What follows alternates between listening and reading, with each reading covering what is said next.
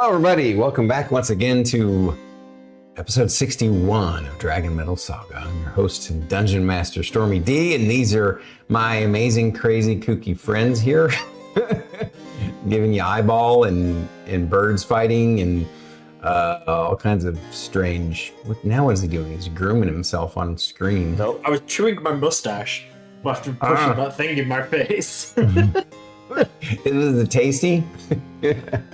Definitely not. Echo. So thank you guys for your understanding about last week. The vertigo was undeniable. It was beyond my capabilities to defeat for at least the weekend.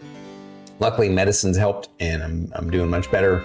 And super excited to be here for this next session with these amazing folks. Speaking of these amazing folks, let's crank out their intros. We're gonna go ahead and talk about them. They're gonna talk about themselves. They're gonna tell you about themselves and their characters. Here we go. Let's start off with, wait, there are 4 of them. Why am I rolling a D6? That makes no sense. All right. The lady in green with the Norse face shirt. Hello, I am Druid IRL, and I play Thyra, daughter of Tyr, descendant of the Valkyrie Gwenhavar, Rune Knight Fighter and Oath of Justice Paladin, wielder of Raven's Edge, member of the Freelancers, the Diviner of Smites, Slayer of Dragons, Slayer of Demons, Eater of Meats, Destroyer of Cisterns, Bonker of Heads, Demander of Sandwiches, Wearer of Yoga Pants, Protector of the Great Helm, Galadoon the Brilliant, and Defeater of Dragons. And struggler with colds. We want to thank Druid for being here today because she is struggling with a cold herself. So thank you. I cannot breathe out of my nose.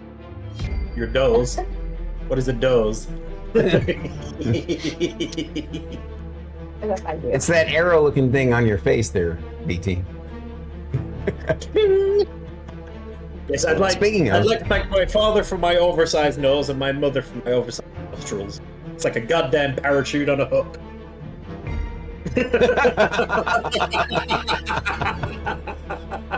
I think your face has amazing character. God, that's funny. All right. Well, I have to be able to use those insults at myself if I want to use them at my dad and my mother, so... Well said, well said. Seeing as I spoke. Hi, so I'm Sindri. Yeah, there you go. Yes, I am BT, aka BananaTom, and I play Sindri, the Rock Gnome Sorcerer. I don't have a big long list to read through, and I never will. Sindri's too ADHD for that. All right, the lady with the orange cloak. Orange or yellow? It's closer to orange. It looks orange on Supposed to be a camera. lion. Hi everybody, I am itsStarKitty and I play Jay, the Grey Elf Ranger, Drake Warden Ranger with a dragon named Milo. Nice, pretty good. And last but not least, the gentleman with the owl as a second head. Hello, everybody. I'm extirpatefate. I play Merrik, who is a spell-slinging wizard, and this is Echo. He's my little guy. For some reason, I thought you were about to say a Circle of Spores druid. I don't know why. Now, I would... So there's a couple of things about the Circle of Spores druid. There's this ivy that's poisonous. Now, if we could just condense that down, find a way to mist it. Sounds like a war crime. It does. Let me make a note really quick. Now we understand that spell. That's cantrip, isn't it? Or is it poison spray? Poison spray, yeah. Wait, poison spray's a cantrip, but I feel like that's more of like contagion, or cloud kill. Cloud kill's just a nasty fart. Yeah, that's true. Cloud kill is, yeah. Anywho, I think that might be Naboo's favorite spell. Yeah. It definitely is. we're back today. Hi, Kieran. Hi, White Seer. Hello, guys. Big stormy hugs to you. Looking forward next week, Kieran, to get the four of you amazing folks together again for the next the part 2 of the 3-shot with Kieran Shikato and Tarkonix and Ryan G. Wiz and Rusty Tonic's RPGs. So it's gonna be cool. Also, real quick other announcement, just as a reminder, this coming Friday, we have Lady Magdala returns on Anglican Banter. So very cool. We love that lady. And you guys obviously do too.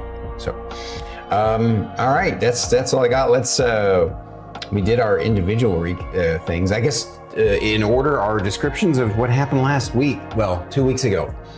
So the adventurers, get them on the map. Adventurers were adventuring.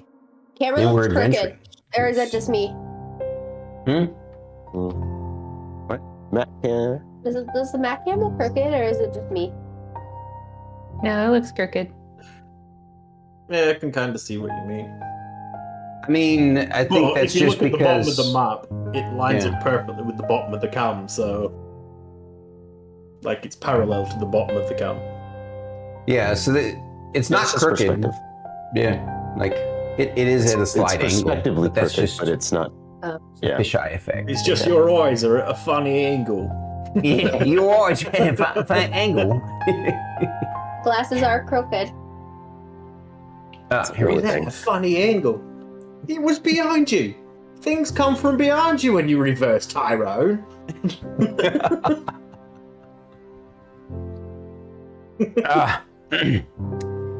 So the adventurers / heroes had pushed into and assaulted the corrupted, haunted, abandoned abbey, working on behalf of their sponsor, their on-site sponsor, who is a husk named Frederick, thank you. And Frederick 42. And they the goal being that they need to clear out and cleanse the abbey of a ghoul infestation, and locate a special artifact, a relic, a holy relic that supposedly has a special kind of oil that can help to cleanse the area. But as they pushed into it, they encountered heavier resistance than they thought, and cleverer resistance than they thought. The ghouls weren't just mindless rabble throwing themselves at them. They actually executed a pincer maneuver / ambush and locked the adventurers into a trap. But the heroes were able to defeat the ghouls, and the ghouls receded, and you know, the ones that they didn't kill, basically they retreated and receded down a hole in the center of the atrium of the abbey. This hole was at one time a well, but now, if you check out the thumbnail of the YouTube video, it's this hell hole. Last week we were calling it a hell anus, and I almost put that in the thumbnail, but yeah, I'm pretty sure YouTube would not like that. So, unless it was like in the context of like something medical. Yeah. Anywho, they found that this corrupted well was infested with a army of ghouls, and in these little hidden alcoves throughout the well, and all the way down into some sort of underground cistern or underground cavern. and they retreated because they had to use some resources. They didn't get hurt that bad, and it wasn't like they were on the run because they were like hurt really bad. But after seeing that the amount of infestation of ghouls, their sponsor Frederick, and also with the fact that the anti-undead Drake Warden here did her woo-woo power and figured out that there's a larger concentration of powerful undead underneath this abbey. That led their sponsor to believe that this place is more than infested. It's a hive that's likely run by an emperor ghoul, which is a lot bigger threat than he anticipated. And so they wisely retreated into their pocket mansion and rested to get all their spells back, all their resources back. And they were doing a bit of RP, and that's where we stopped. Did I miss anything? I think Don't that think is so. it. Cool. Alrighty. Well, let's do our recaps here.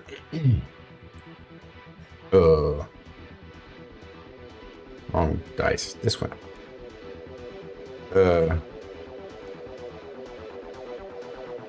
Merrik.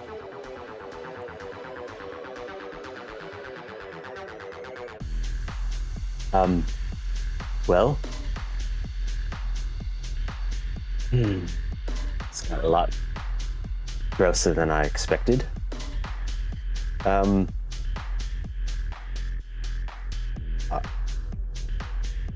Why are they smart?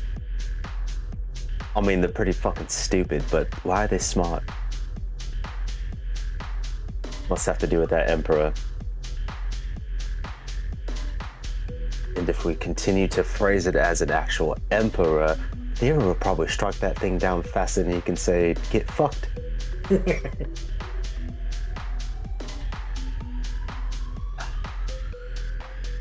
As much as I don't like Haunt Home, because it just gives me the ick, I do delight in releasing these souls from being undead. Uh-oh. No, Uddo. It's fine. Just causing chaos, don't worry. That Chaos Ray.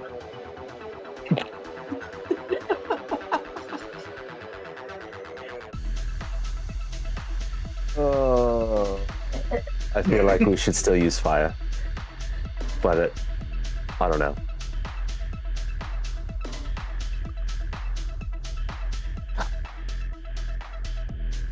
Let's go take out the trash.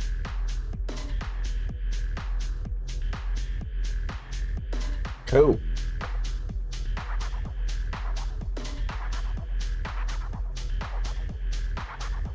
Sindri.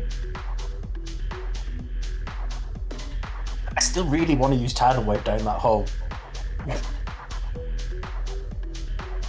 doesn't have to be fire. Acid could work. Ghouls have that stench thing, so I'm not sure if poison would work. Water's still good if we teamed up with Merrik, because we get the electricity. I don't know, I just feel like, because it's all fleshy, acid might work. Either way, that butthole needs to be cleansed.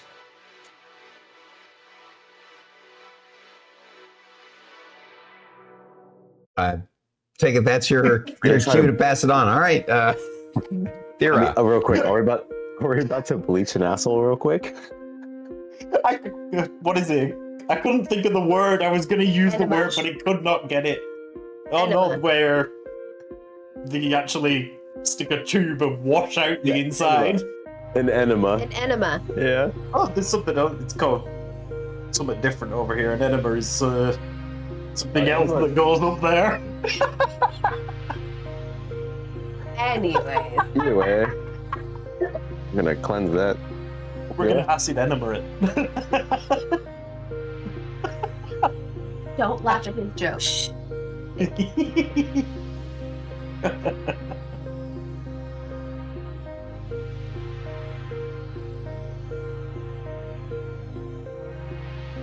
What stood out to me?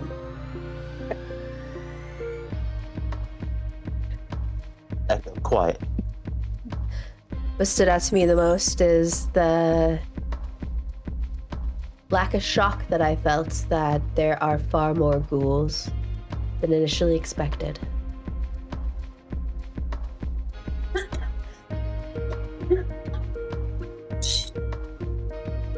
That's all I got.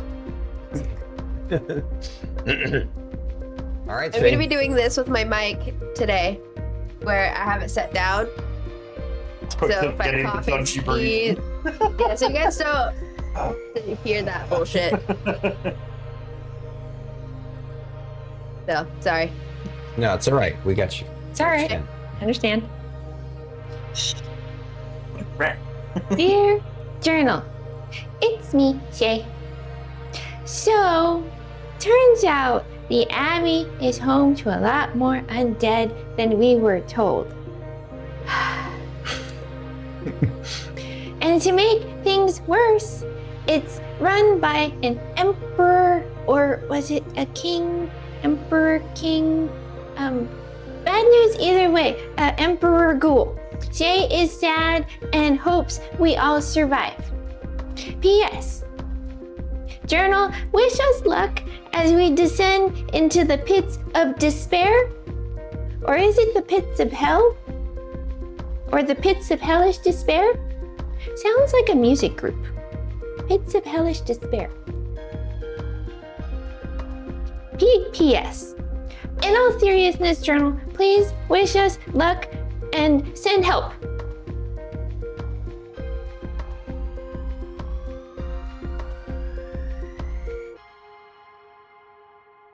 Okay, nice.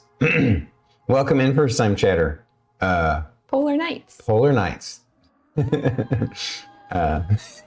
I like what he said. Every stage of beard growth. Goatee, thicker beard, like full Spartan beard man. I was about to say. And then you Druid two and I are ladies, clean like shaven. smooth skin, yeah. Oh yeah, she's got the most epic beard. Dwarf. There, you got all stages of growth. You got clean shave, goatee, thicker, longer, and full. And Santa. The longest.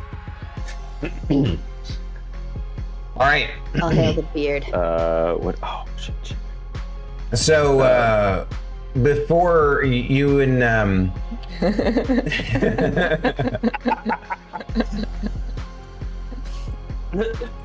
none of them are my mother-in-law. That's a pretty damn good joke. I gotta give you props on that one.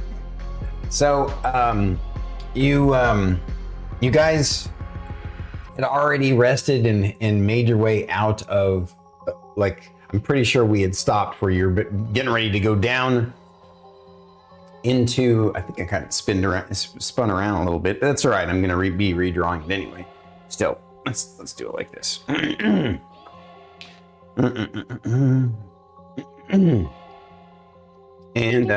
thank you for the follow. Shae appreciates you.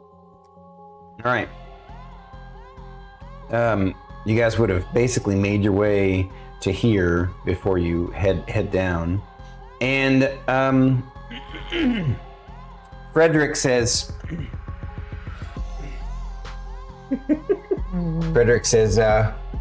Oh wow, you're such a cutie.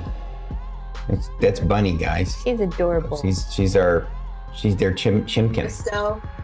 I had to bestow the gift of chicken for the new follow. Mm-hmm. In the burb cult. I just realized I didn't have my mic, but We can still hear you. We can still hear We you. can barely hear her, yeah. The burb does have an Instagram. facts. All right, so you guys make your way back into the Abbey.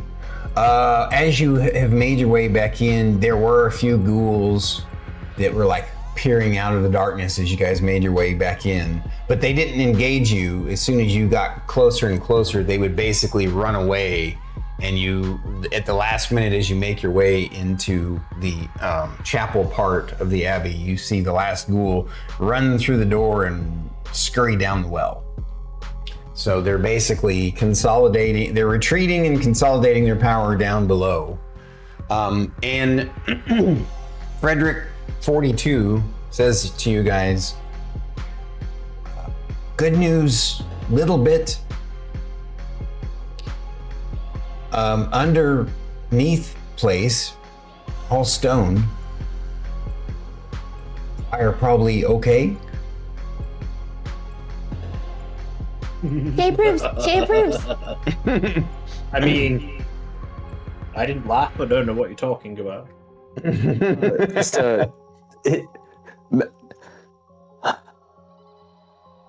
could you have mentioned that last night? Because Merrik retuned for less fire.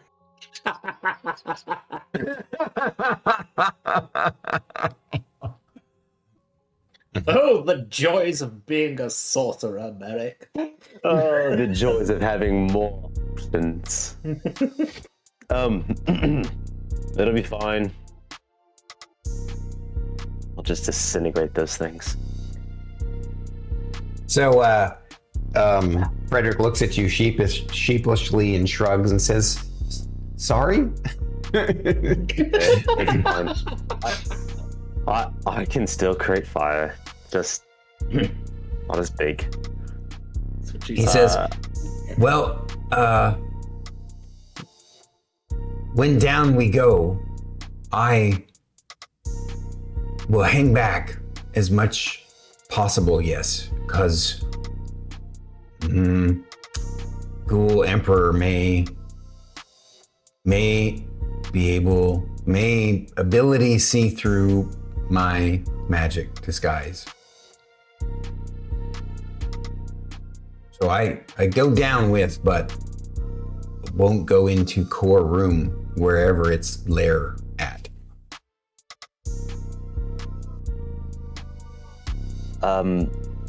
With your knowledge of Emperor ghouls far greater than ours at the moment,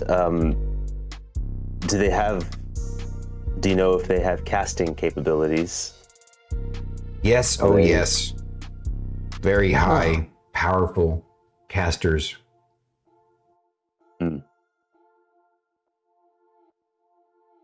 That sounds fun. Note to self: save all level 1 spells for shields. Got it.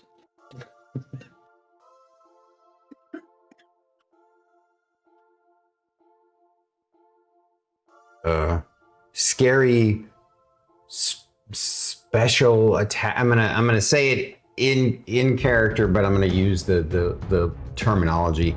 He basically confirms that they have legendary actions, and this is obviously its lair, so it's gonna have lair actions.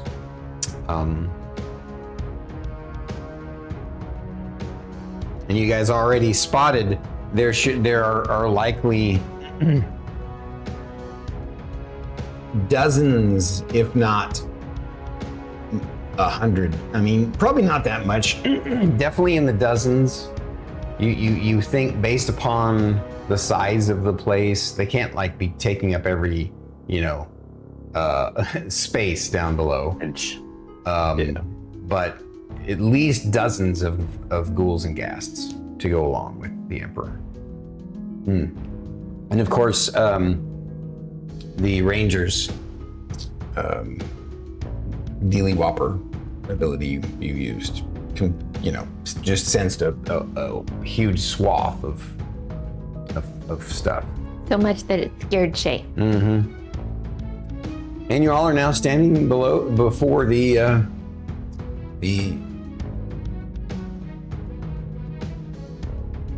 stairwell that leads down to the next room. By the way, I for everybody, I appreciate your patience as I'm a little slower today. My brain isn't as sharp and on fire as usual. But I'd like to All point good. out that Shae is kind of sort of hiding behind Mr. Sindri.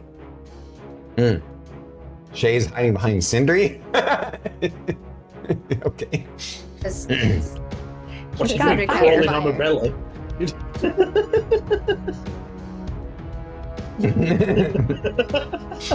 No, she's standing. She's just behind you, trying to hide.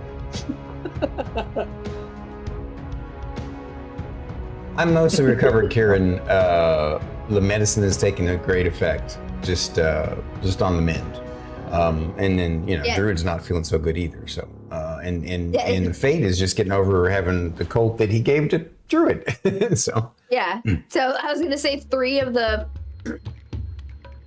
5 of us are like, ugh. mm-hmm. And surprisingly, I'm fine. What? You do look like Ming the Merciless BT. I didn't even think about that. That's awesome. Did you ever see the Flash Gordon movie in the 80s with Max von Sydow as Ming the Merciless? Man, imagine BT with like this crazy golden big collar behind him. Yeah, I see it. Pretty sure we could make that happen at some point. Oh, is that a goal for your stream?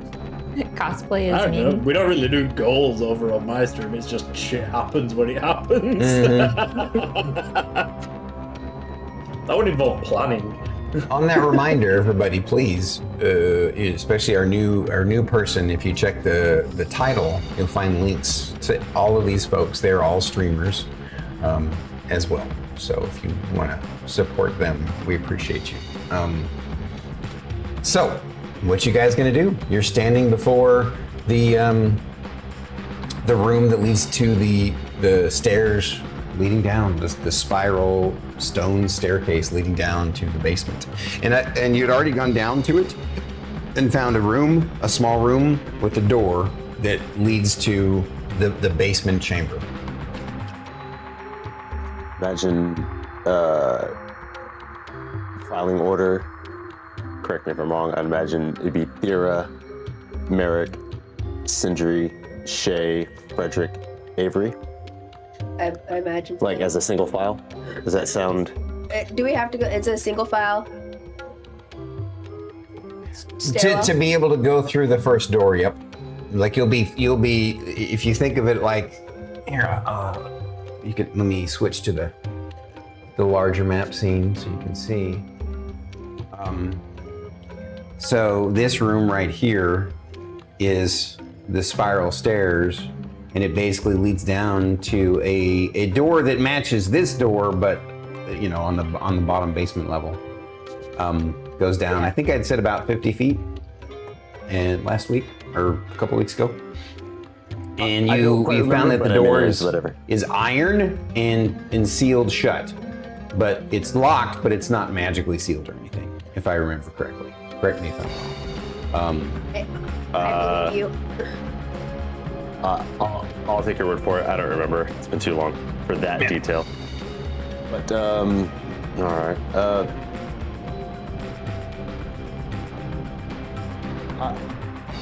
Eric stares at the door and he's like, "For completionist sake, I just want. There is no traps. The likelihood is, I feel, pretty slim, but I'm gonna check it anyway." So you had, I'm pretty sure you had already searched all the way down the stairs, and you had searched and found no traps, but that the door was locked. So. I don't remember searching the stairs.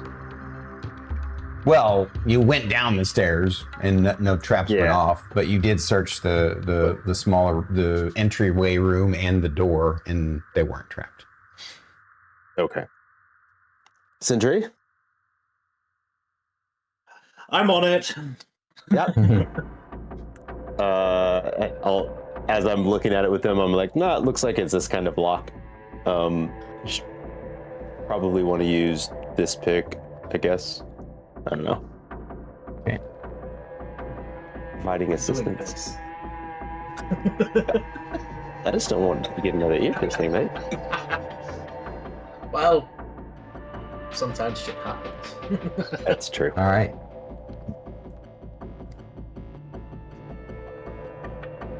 That is a dirty 20.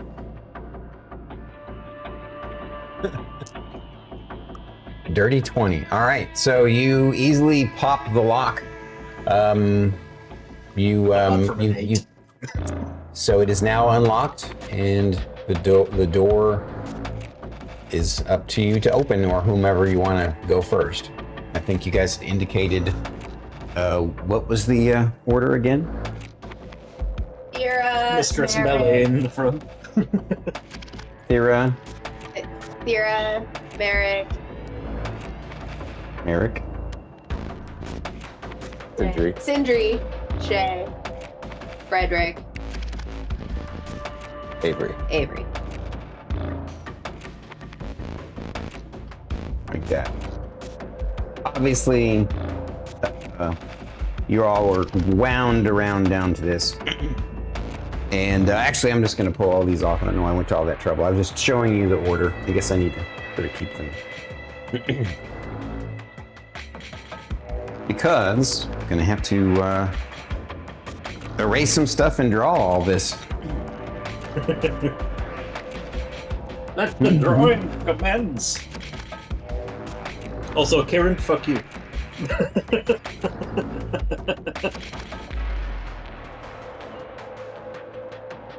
Yeah, by the way, one of these folks isn't a normal American. He's BT is a Brit in the UK. But he might as well be a normal American if there is such a thing as a normal American.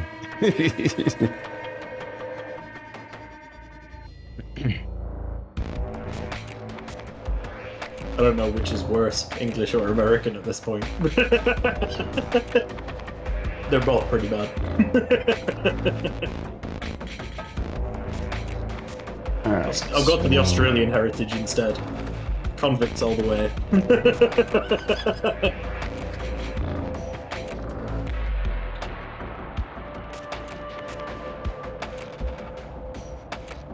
I'm gonna basically redraw all of this.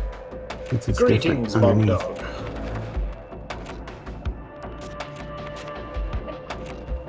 Hi, Boggin.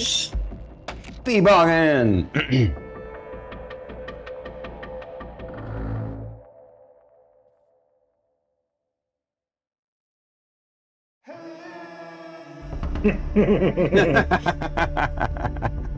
Y'all are just looking at wear a red coat today.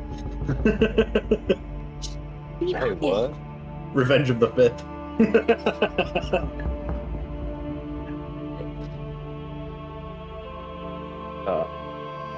This fucking. Why? Dice not rolling yet? Am I just? There it is. There it is. All you had to do is just move this. The dice tray. She's like, not really then.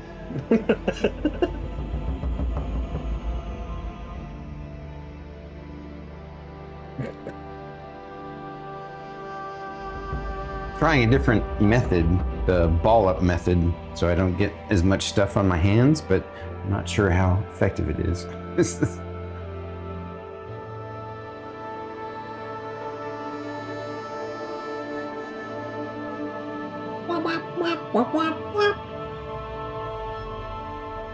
Oh, I couldn't hear that. Oops. Nope. Yeah, I didn't hear it either, but I heard it in my head. Yeah. See, black pen. Where'd the pen go? Right there. What we need is for chicken to Right land next to on the the fumble boom, table. and then we've got a chicken bagel.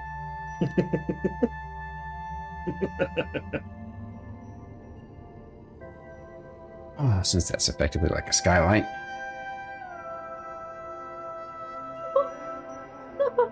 The skylight that nobody wants to look through. Yeah. Ooh.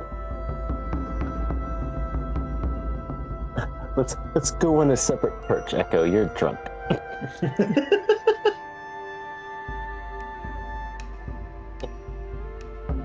All right. You. Oh. Was it like a magnetic strip that goes under your shirt? Yeah. And it's pretty strong, but like when I wear any sweater, it's usually a bit too thick and it won't stay. So I'm like, oh, my shirt's thin enough, and then I forget with that. When I lean back, you just want to fucking go.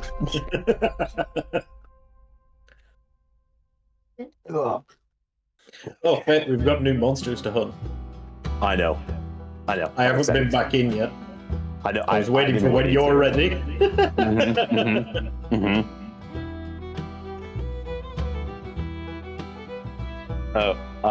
Polar Knights. It's my character Merrik has a owl familiar named Echo, so this is just my prop. Nope, it's exactly as you said it, Paula. Not in training. I have 2 pets. There's one named Druid, and then those are my pets, I guess. I mean, technically, it's 3 pets and a bird because it's 3 kobolds in a jacket. Yeah. Either 3 kobolds in a jacket or 1.5. No, Druid is a Kenku that has been true polymorphed into a human. It's human behavior. Facts. 3 kobolds in a jacket. No, I like the idea of just being a kobold that's just been polymorphed into a human. Not a kobold, Kanku. Because I definitely just like... Wouldn't that be alter self, because then you'd remain the same size?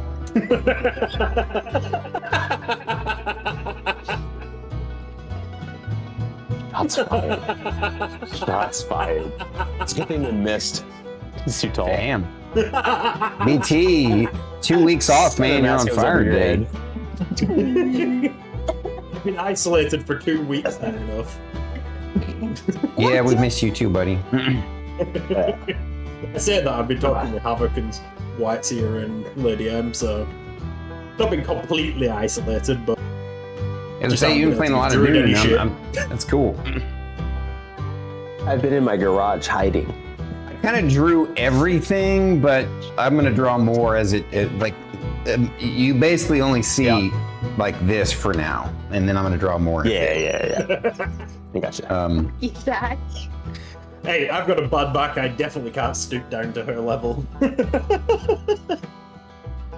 Wait, didn't we have a stooping joke with Shae earlier in the campaign? Probably.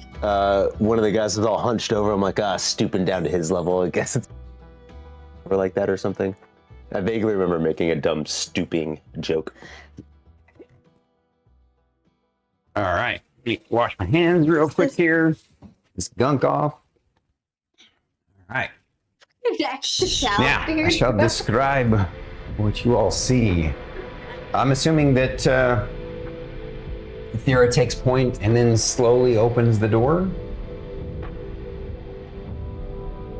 Is that it? Now she's gonna kick it down. Let them know we're all here. Kick it down? It's an iron door. Open. I mean, she technically probably could if she wanted to, but it would take some time. But you can just open it. I'm gonna open it. I'll open the door. So, what you find is a large room, a large chamber that's effectively almost the same size as the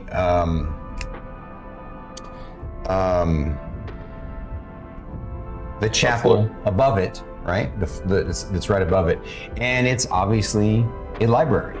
There are a number of bookshelves and books. The books are pretty much all just rotted away, and tons of there's a bit of water flooding in. So I'm going to describe it even further. So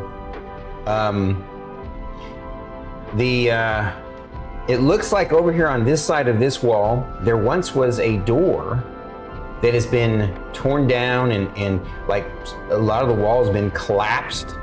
So it's almost like a large 15-foot opening. And a lot of that that weird kind of fleshy gray substance that went up the well is kind of tendriling out from there as well into this chamber. And so what was a door is now just a collapsed wall. And you see that the library, because of that, all the moisture in 150 years of rot has ruined literally everything in this place. It's possible it might be worth a search later. It probably will be worth a search later, but just at a glance. However, you don't even get a chance really to marvel at what you see just yet, because you see dozens of beady red eyes of gray creatures peering out from behind the various bookshelves, and some peering out from the open cavern. So, to continue to describe what you see, what you think you see there is, you believe that the well had been created above a cistern, a small underground cave, that had effectively a water well, a natural spring that was basically a cistern. But when you looked at it from above, if you remember correctly, you didn't see the water, and that's because there were so many corpses piled up that it blocked the view around the circular as you look down the tube. But now that you see it, you definitely see that there's effectively a little pond, a little cistern underneath here, and they even had crafted a walkway around it with railing, and yeah, things are different now. So let me start grabbing some ghouls. Looks like Sindri had a question though. I'm just gonna say, so you said it's mostly stone down here, so floor and walls are stone? Yes, obviously the bookshelves are not. They're going to be made of, but I drew them, but most of them are kind of crumbling and falling apart as it is. Yeah. So yeah. Just kind of melting back into the floor. Yeah, exactly. Yeah.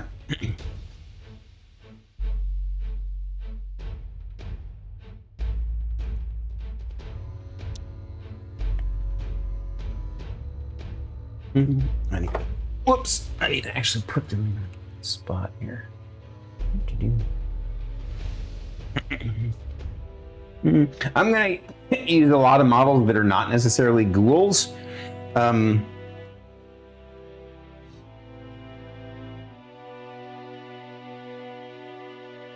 they're ghouls nonetheless.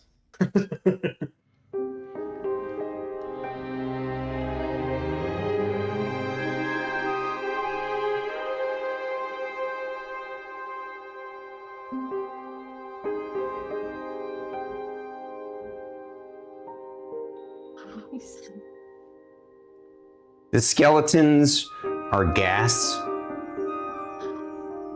The rest of these models, though, are just ghouls. Good morning, Babu. Let's see here.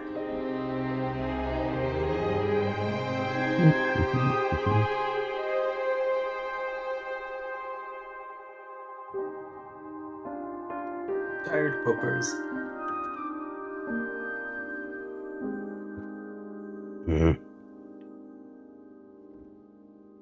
You woke up tired from your evening nap? The bird right now is fighting, taking a nap. So she's like, I'm gonna eat food instead.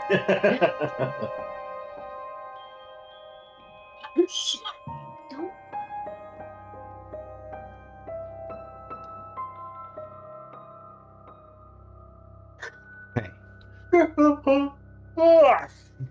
There are likely more that you don't see. Actually, this is what you do see right now. So,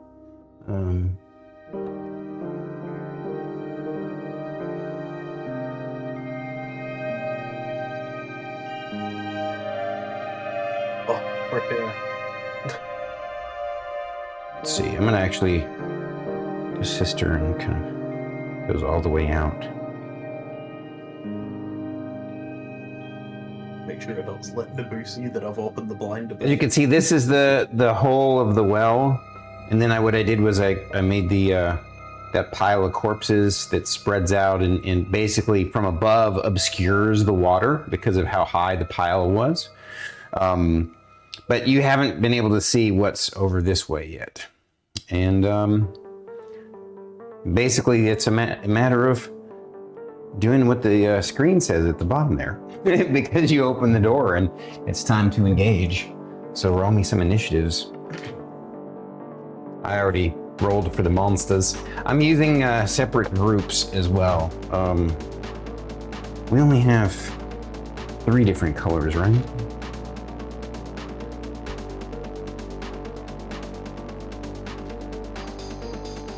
Like if I want to do sets of 4. I don't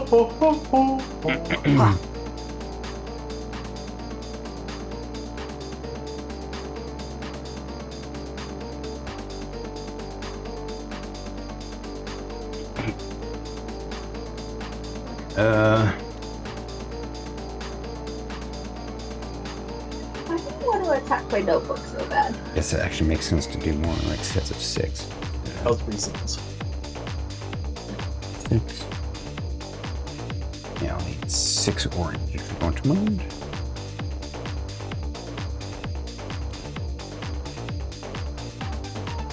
One. Actually, maybe only 4. We'll see. 1.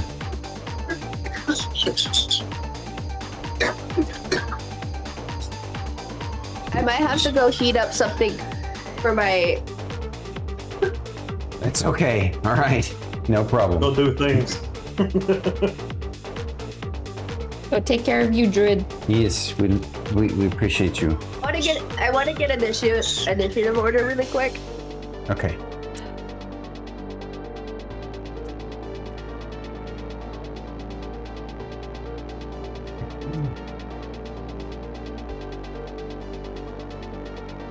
One. Missing skeleton. Just use this guy.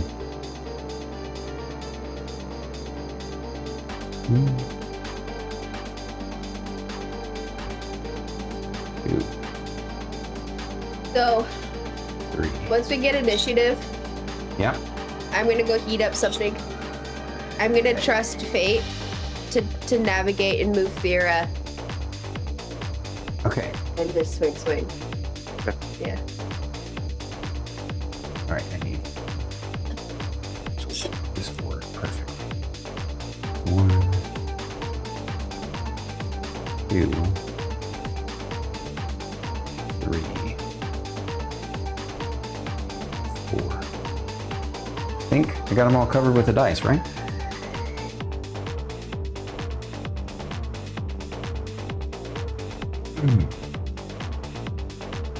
Yeah, looks like it.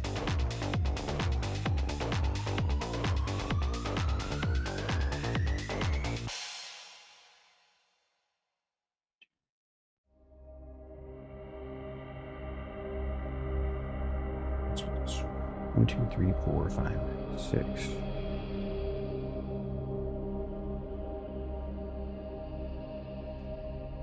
Mm-hmm.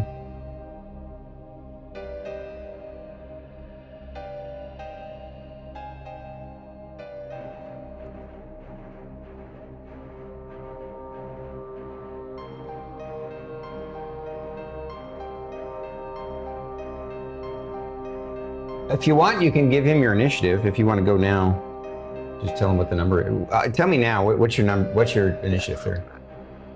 14. 14. Okay. I'm gonna upgrade you to a 15.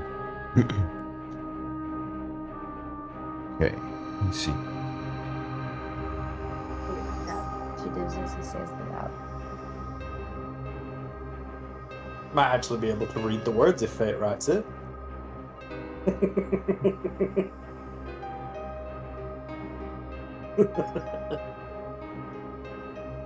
You might not because it'll be printed. It's just like it's not fancy enough. Okay. Not so fancy, I don't know what the words are. Okay. 11. 11. Merrik. 18. Sindri.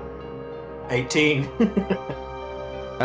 Refresh my memory, you guys have the same decks, right? So roll off, please. Nope, I've got higher decks. Oh, you have the higher decks? Okay. Then, Sindri, Sindri, you said 18? Yes. So I'm gonna upgrade you, Sindri, to a 20, Okay. which means that something else is on the 19 initiative. All right. So.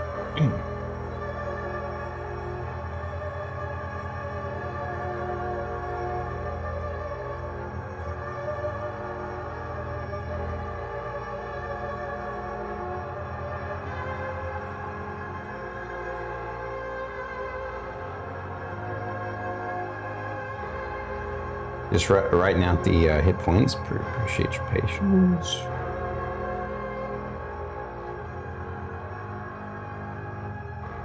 All right.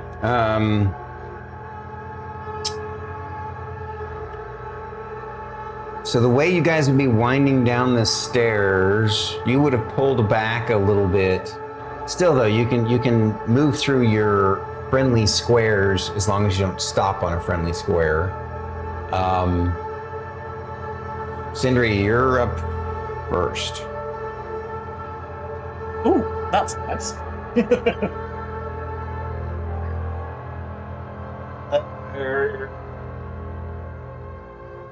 I'll push to Thyra's left.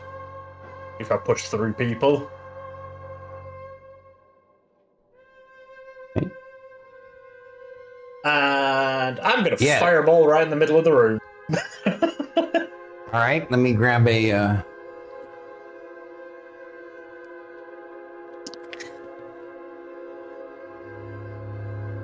Here, you can as you're grabbing that. tell me where you would I like just to place it. So I'd say slightly off center towards the room with the hole. So Just you so want it to gets the two in the doorway sort of thing. 'Cause I don't know if you'd be able to see the other one from his point of view. Okay. I'll just set it right there. Is that okay with you? You'll get 1, 2, 3, 4, 5, 6, 7 of them. Yep, that's fine for me. As soon as I hear Sindri like starting to cast fireball and knowing that there's books, recognizing the store ruined, there's like a little wince of like, fuck. Yep. Little part of Your the character guy. would totally cringe from that. Whatever could be salvaged might not be salvaged, and you're like, it's okay, it's for the greater good. So they need to make a dex save of 21.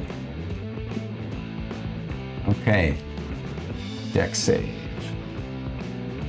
I'm just gonna roll for the ghouls that are being hit all at once, and then for I think 2 ghasts are being hit. I'm gonna roll for those separately.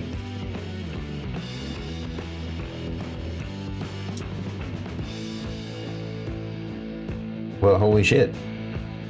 I rolled a 19, and they have a +2. That puts it at 21. So they succeed. The ghouls. Let's check the ghasts though. They do not make their save. So. It amuses me how that works. The lesser ones actually made them. That's die rolls. Like the ghast had a better deck save add-on, but when you roll a 2 for the ghast and a 19 for the ghouls. So the ghouls are on half damage for whatever this is. Yep. Depends on if you roll high enough, though. You still might be able to kill them anyway. I think he needs to roll 48 or better to kill everything.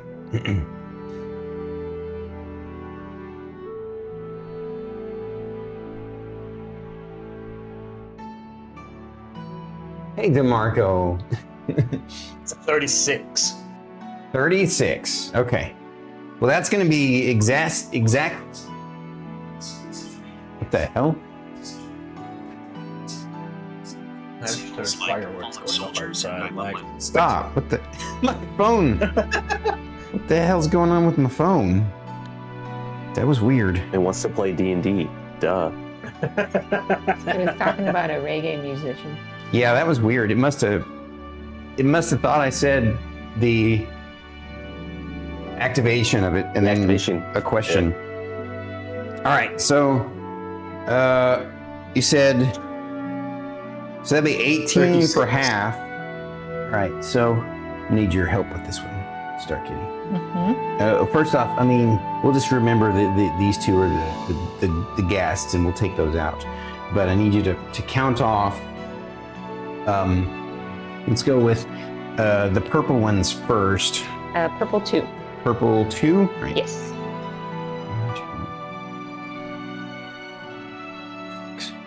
Purple 2 takes 18, correct? Whoops.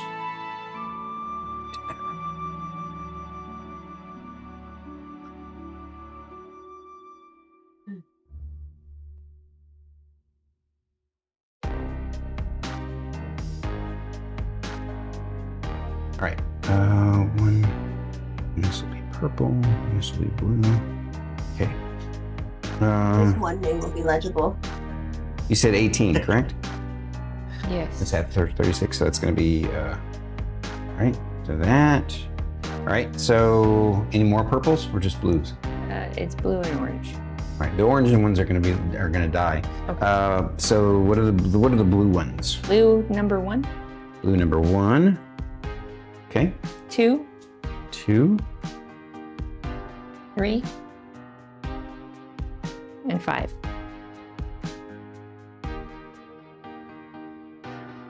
Okay, thank you. It literally feels like that's the castle.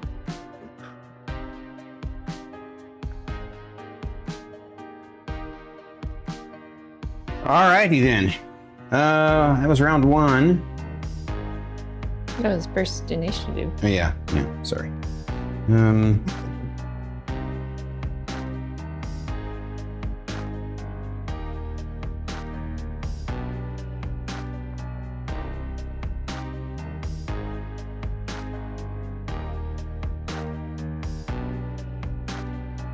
Oh, which ones of the orange ones are left?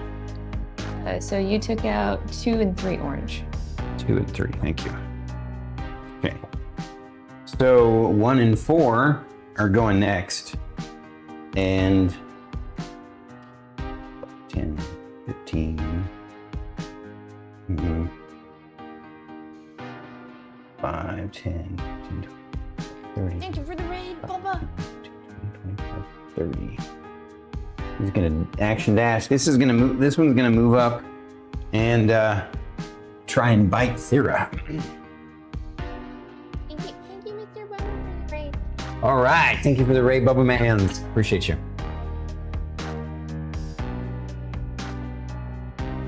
Oh, shit, that's a nat 20.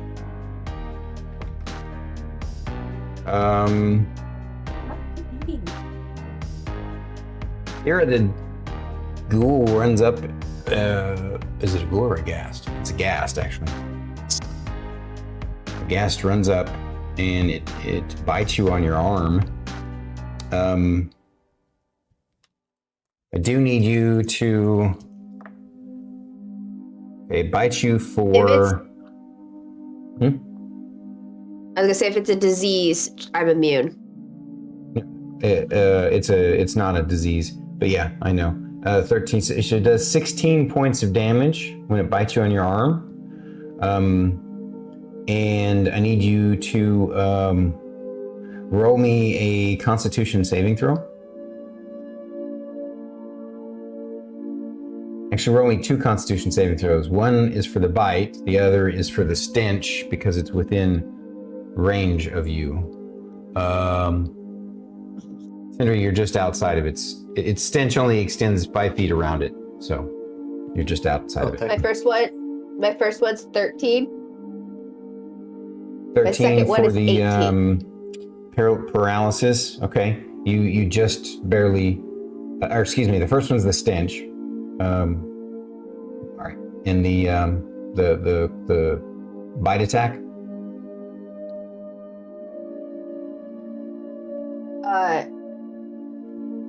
18. Okay. So you resist the paralysis of the ghast. Alrighty. So that would be initiative 2. So the ghasts are on 2. Sindri's on 1.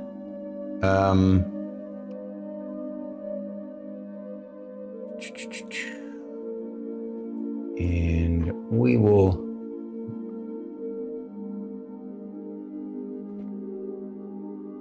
Eating around your poop. You're fucking stressing me out. Talking to the bird? Hope so. What's she doing? She's just climbed. So so on her stand, I changed the paper on the bottom of her stand every day. But so right. Oh my god! Get off of there! Oh my god! Clean yourself. she's just trying to eat whatever food's at the bottom of the stand, and some of it's covered in because it's a stand and it catches everything, and that's gross. All right. So the there is something that goes on initiative 3, but you all don't know what happens. So initiative 4 is going to be Merrik. All right.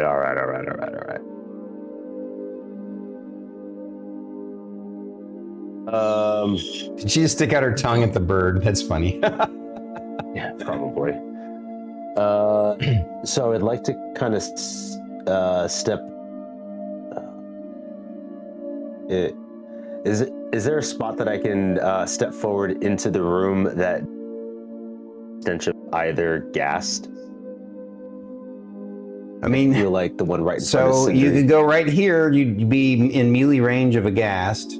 If you go right here, you won't be in melee range of anything. But yeah, this is a rotting old table in the corner here. Gotcha. So if I step into the space that's directly in front of Sindri.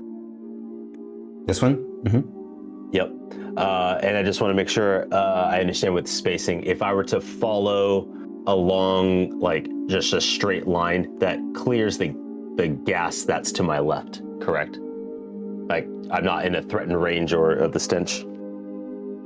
Correct. You are not in a threatened range or in a stench of. You're not in a melee threatened range or a stench of anything. Okay.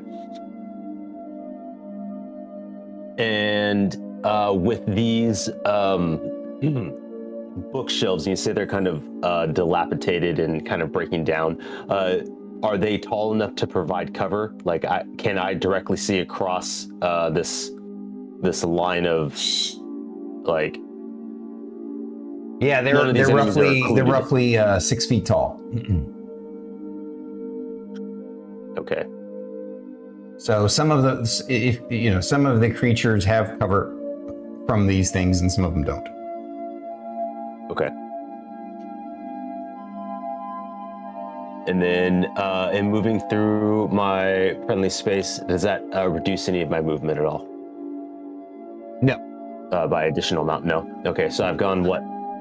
5, 10 feet? You would have gone.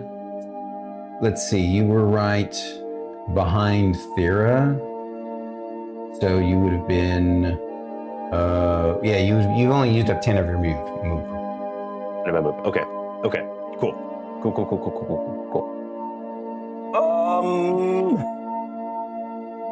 Biscuits and gravy. All right. Yeah. What I'm gonna do is I'm gonna move. Actually, no.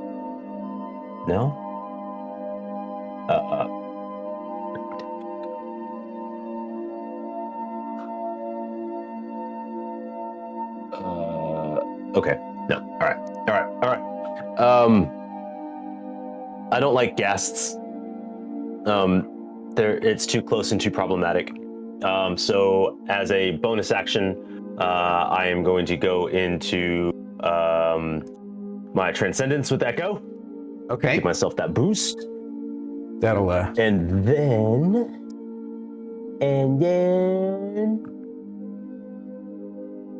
then at third level, I will cast Chromatic Orb fire damage. It is a to hit. Okay, is it a single orb? It's a single orb, yeah. I don't have the capability of splitting it. I would have had to use, but I want to do more single target at the moment. Get rid of this ghastly thing. I'll see myself out.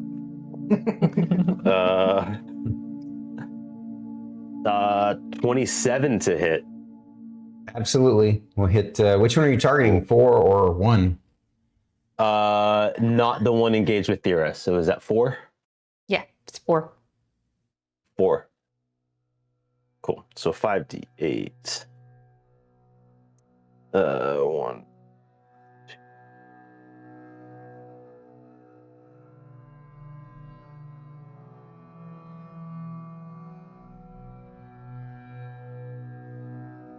5d8. 1 second. So this is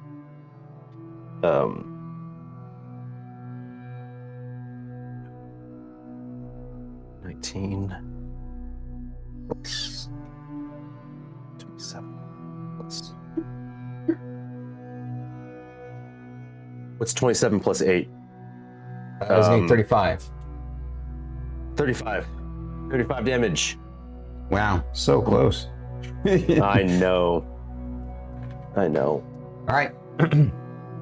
So you hit him with a chromatic fire bolt, a chromatic fire sphere, Orb. and Yeah. fire orb. There we go, chromatic fire orb, and it looks really messed up. You tore it up. And anything else? You already did a bonus action, so you're done. Yep. That is, and then for the rest of my move, what I'm going to do is I'm going to move up. In a straight line 10 more feet. That way I have a bit more spacing for others to kind of come through. Okay. Right there? Yeah. Okie dokie. That was initiative 4. And then...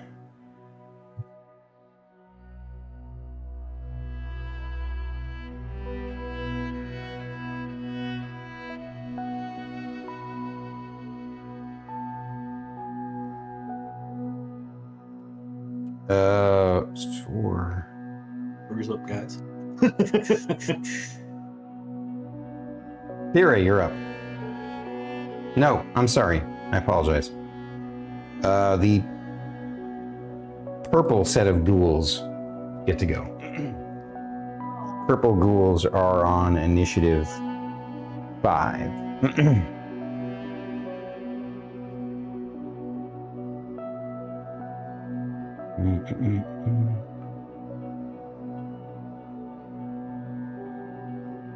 Six. It's just gonna hoard up.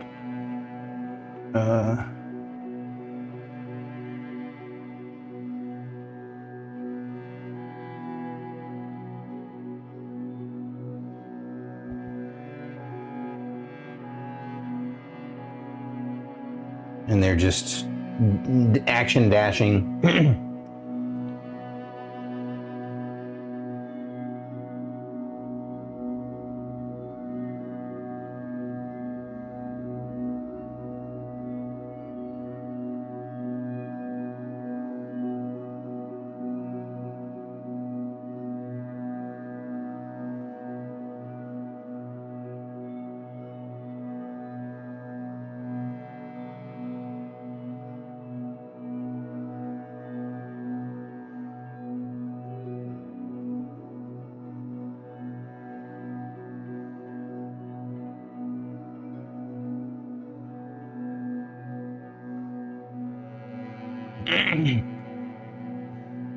Alrighty. All they can do is move and action dash.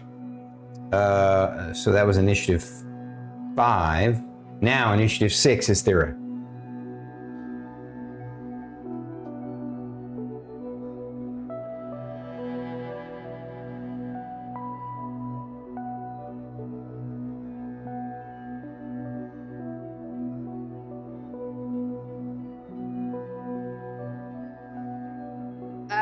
I want to swing at the ghast right in front of me. Okay.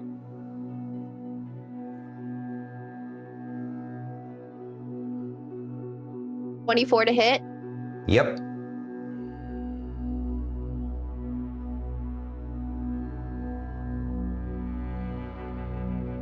$15 points of damage. Okay. Does that kill it? No, it's a ghast. Miss. I don't know if it's been hit or not. I'll swing again. Okay.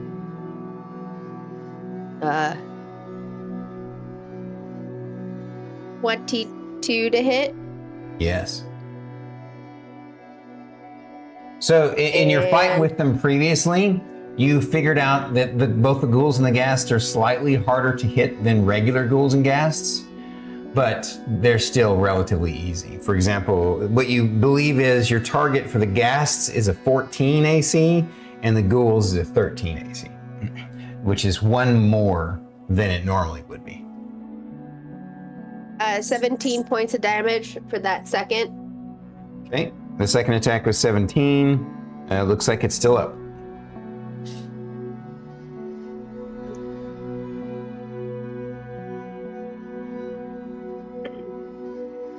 I'm going to shield bash it.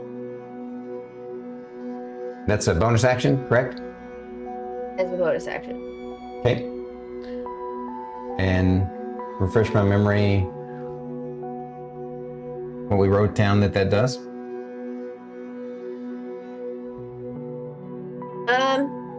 Pushes back 5 feet and a d6. Yeah, it does it pushes back 5 feet. Mm-hmm. And then does like a d6 halved or something like that. Okay. So you want to do that instead of activating your radiant consumption? I only get that once a day. How long does it last when you activate it? For 1 minute.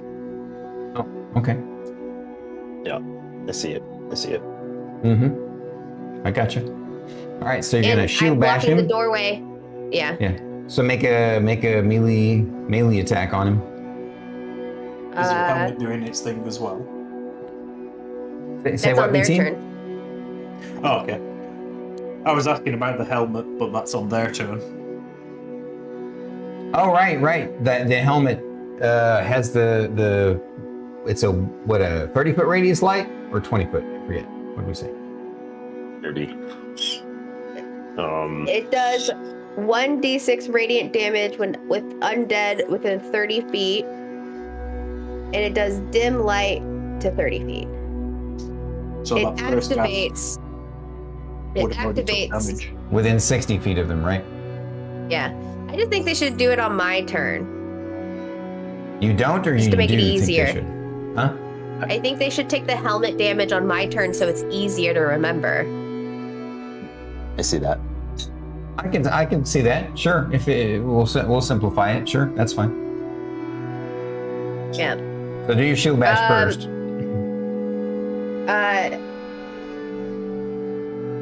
20 to hit. Yes. Like I said, your target's 14. So. I rolled a 3, so it gets 1 point of damage. But it Okay. is pushed back 5 feet. Yeah, it is pushed back. If there's something to push back, unfortunately, just behind him is another ghoul and a bookshelf, so he doesn't actually get pushed anywhere. Oh. Okay. I thought it was rotten and stuff, so I figured it's fine, whatever. I guess I'll give it a 50-50 chance that it'll collapse and into rubble.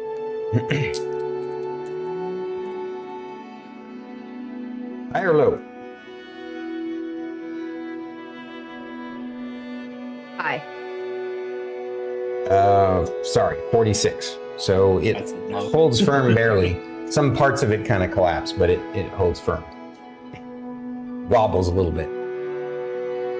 It's got the Then every undead within 30 feet of me takes a d6 radiant.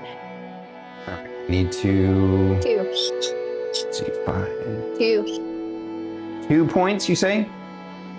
Correct.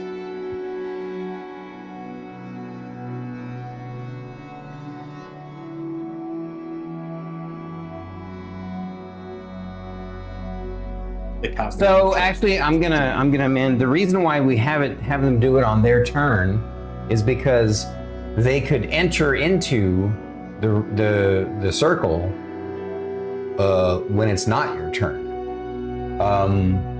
Which that gasp number 1 did. Yeah. They all did. But we did forget, Well, so yeah, you're right. From now on, just for simplicity's sake, just like the radiant consumption, we'll do it on your turn.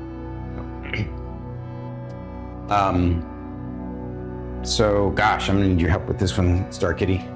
So the gas number 1, he takes 2. Wow, that's funny. You're 1 shy of killing that ghast with both your attacks and the shield bash and the helm damage. I'm just gonna call out colors. Yeah, I need colors and numbers. Okay, so you did. I did the ghast already, so. And, well, I did gas number 1 anyway. What's gas number? Orange one. Yeah, the ghast are the skeletons and then they're orange. Okay, orange 4. Okay, so gas number 4 dies because it was at 1 life. Okay. Purple 1. Purple 1, Purple 2. No, purple 1 takes 2. Yeah. Okay. Purple 2. 2, okay. Purple 3. Purple 3. Purple 4.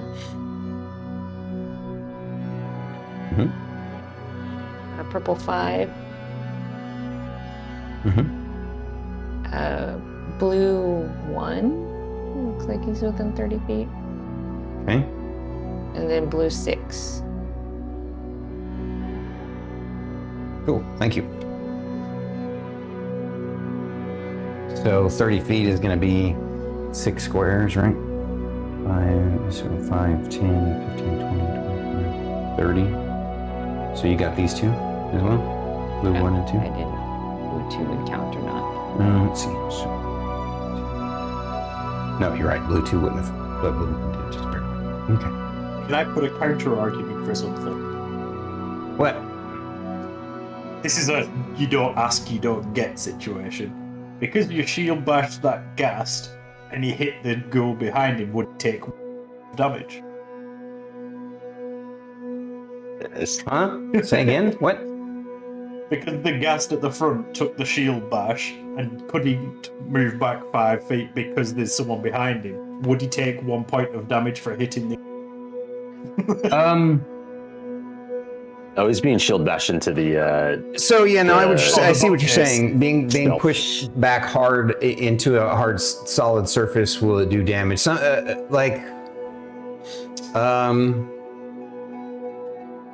I'm literally being cheeky, Stormy, so I don't expect much from this, but figured out. I know the one time.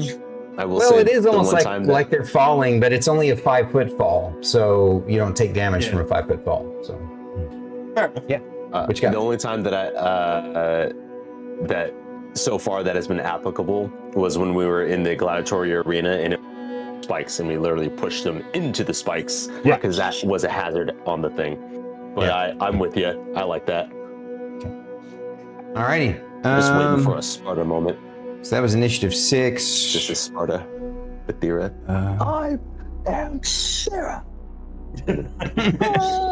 Initiative 7 are the blue ghouls. Yeah, he takes her. Okay, here is a stand. Stop it. 5, 10, 15, 20, 25.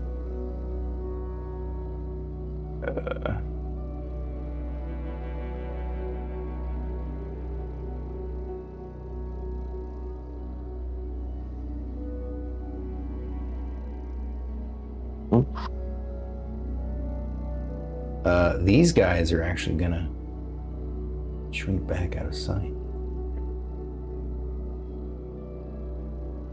So you technically don't see them anymore, but you kind of think you know where they went. Okay, so one attack on Merrik from a ghoul. What's your AC? Disadvantage. AC is going to be 23. Hang on. AC goes up by, it's been a minute, +6, so 24 AC, and all melee attacks are at advantage. Yeah. Wow, it's a good thing he was rolling a disadvantage with that. With the was it the, you got the belt? I forget what you got. I have the ring of Thaddeus. The ring acts like a cloak of displacement. Because I rolled a natural 19 on the die that would have been the first die. So yeah, but the other one was a 7, which isn't going to get there. So hey there, gets here. All right, it gets a swipe at you and misses. And that is the ghouls, which is 7, and then bringing up the rear is Shae at 8. Shae makes her way downstairs and sees if she can slot her way in somewhere. You can go right here. Sweet. Whoops. Milo fell off the edge. Yeah. He's okay. There. Practicing flying. So you would have had to go down 5, 10, 15, 20 to get there. Mm-hmm. Do you want to? What do you want to do with Milo? I'm gonna drop Milo and have him. There's a little bit of space right here. Yeah. Okay. All right. So I'm gonna quick draw my weapons. I'm assuming that you had your weapons out already. And I'm going to take some swings. Okay, what are you attacking? The orange skeleton. The ghast? Yeah. Okay. 19. It's dead. It was 1 life. Oh. But I do need you to roll a Constitution saving throw for its stench. I get an additional +3 from you, Thyra? Yeah. Okay. Is it 3 or 4? 17. I think it's 4 now. Either way, my that's charisma, 18. so 4. Thank right. you. Anything else? Oh, yeah.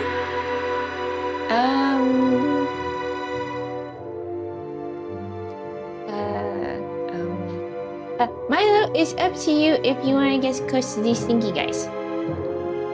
Yeah. He's gonna stay put next to you. That's it for my turn. All right. Back to the top of the round then. Sindri.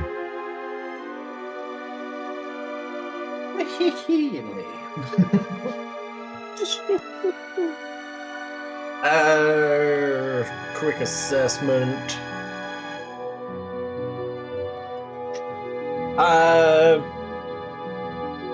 Okay. Close. Open. Where the hell it is. I am going to put up a wall of fire. Right Nice. through the middle of let all me- of those ghouls. Where do you want it? I'll have it like the diagonal line that the ghouls make. You mean like? Ooh, wait, hang on. You can. Wall 20-foot diameter.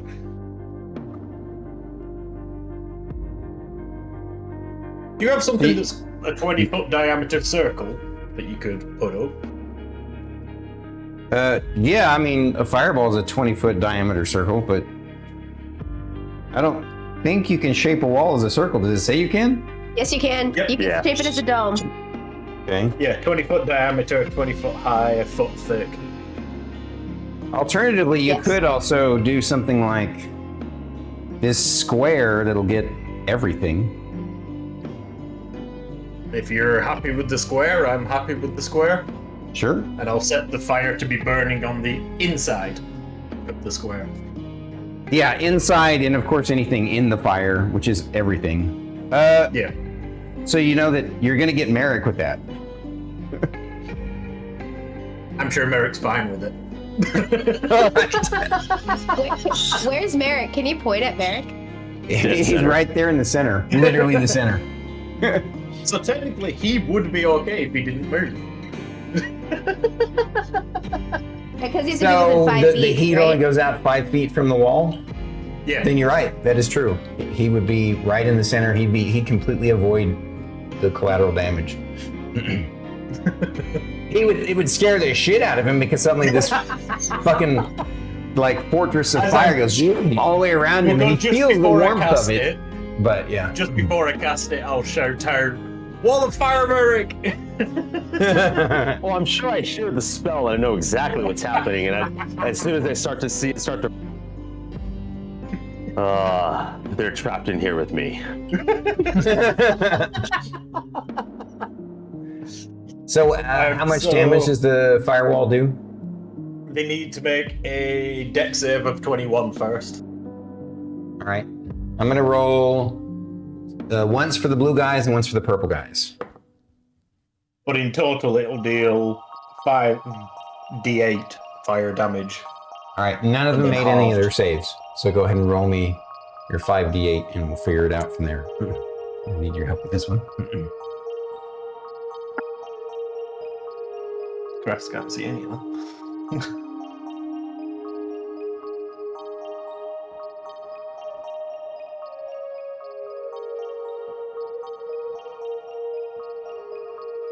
24. Are you ready? Yeah. Purple 1. Purple 1 takes 24. Yes. All right. Can you pull? It's gonna be tough to pull it out, isn't it? Yeah. So I'll just mark it off first, and then the purple 1 dies. yes, purple 2. Purple 2 also dies. Purple 3. Purple 3 will also die. Purple 4. Will also die. Purple 5. Will also die.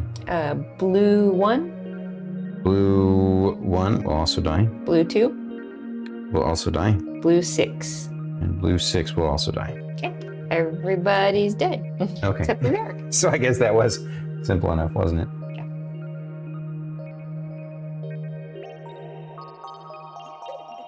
Merrick is just like, you're all trapped in here with me, and you see them all burst into flame, and you're like, And then is there any amount of like... Oh, no, never mind. Hang on, I got it. Just wait. you're next. No, you're not. Yeah. You're after the guests. Yeah, I'll go down Yes, around, you and Merrick turns around and just kind of glares at Sindri, and then goes All right. thumbs up. Well, Technically, the first off, stays there. wall stays there. Yeah, the wall's because still it is there. It's a concentration Well, spell. unless he wants to, And- like, you know. I mean, And don't forget, it is opaque.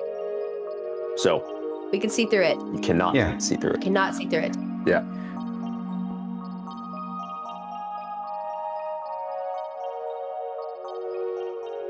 So technically, actually, you would have, like, now that I'm seeing it, like, where you would have. He's either hitting Thyra or he's hitting. Well, the flames are going here, inside, so- so it wouldn't affect. Yeah, it's not hitting anyone on It the wouldn't outside. affect- Oh, yeah. Okay. Yeah. All right. We put it. Yep. No, he'd be directly in the center. It would have been perfect. Yep. All right. Anything else, Sindri? No, I will hold at that.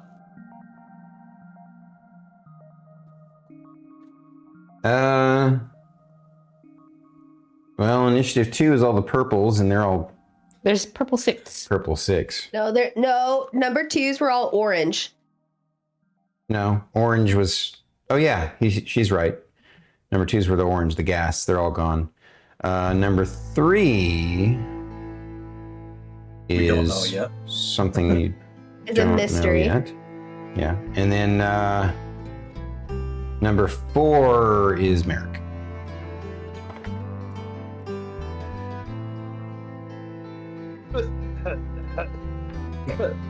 with all the ash of them being like fucking vaporized. You just hear him hacking up a lung, Yeah. and that ends his turn. The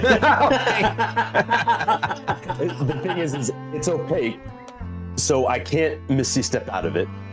I don't want to move through it. There's nothing I can do. Why can't you misty step out of it? It's a point that I can see, and it's a wall rather than it's above where I can get a clear view. So I'm just gonna hack my lungs out. Okay. Question. Yeah. Can he use Echo to fly above the wall and then Misty Step? Now Echo's merged with him right now. Oh. It's also a 20-foot high fire. Yeah. So It goes all the way to the ceiling because it's a 20-foot tall ceiling here. Yeah. Yeah.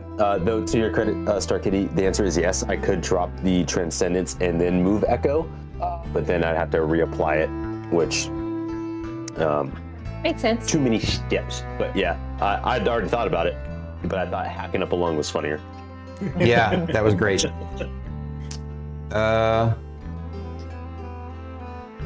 All right, I'm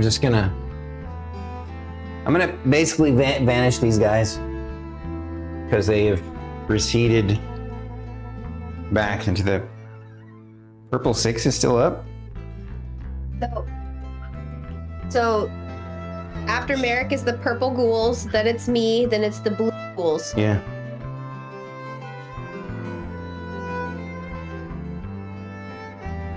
Okay, so the purple ghoul, he's gonna run in here and vanish. And now it is Thyra's turn. Nope.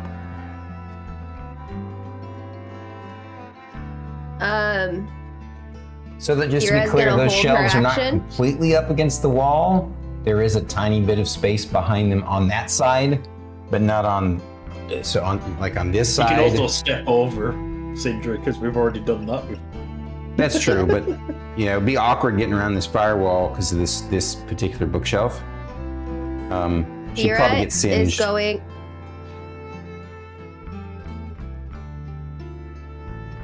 Of course, she does have fire resistance, so whatever you want to do. What I was saying is you can go around this way because there's a little bit of space back here, just not behind these bookshelves or this bookshelf. Thyra is gonna hold her action Okay. in case anything that she deems an enemy is within 5 feet of her. She will kill it. Attack it? Okay, gotcha. All right. So she's going to ready action if any melee attacker gets within range.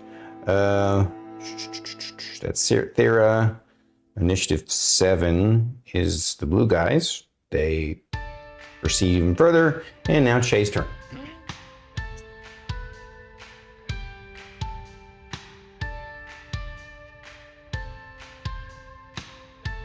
Fire, bookshelves, fire, bookshelves, fire, bookshelves. Yeah, those two bookshelves in the center are basically crumbling to.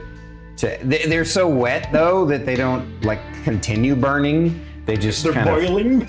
yeah. Well, they just fall apart and get destroyed by the fire and they're just a mess of wet rubble now. It's kind of glowing embers. That's technically another insult for injury for Merrik then, because he's seen all the books singed to bits. All around him, yeah. So Shae breathing them. is going to be the good little ranger scout she is, and she's gonna make her way around the bookshelves and see if she can get as far as she can. Right, 5, 10, 15, 20, 25, 30. Yeah, so probably right there. So she can peek around and see if she can see anything to do. Yeah, so Peeking around the you bookshelf. see.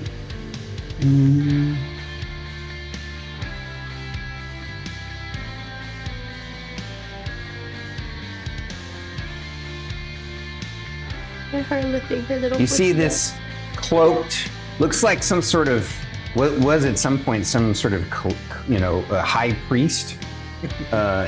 he looks like this. Ooh. And he's basically, I'm going to draw the rest of this. Where'd my pen go? I'm always losing my pen. There it is.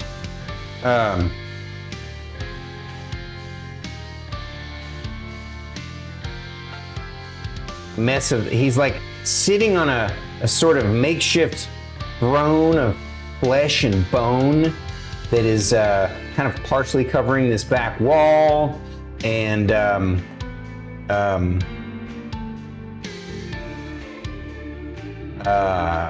the tendrils are like stretching out into the water and across the walkway and causeway, and they're you can see that they're stretching all the way up to the ceiling and all the way covering all the way over to the ceiling and up the hole and stretching out into the water, and just effectively covering all the walls and the ceiling, like almost like something like out of an H.R. Geiger drawing, from the movie Alien.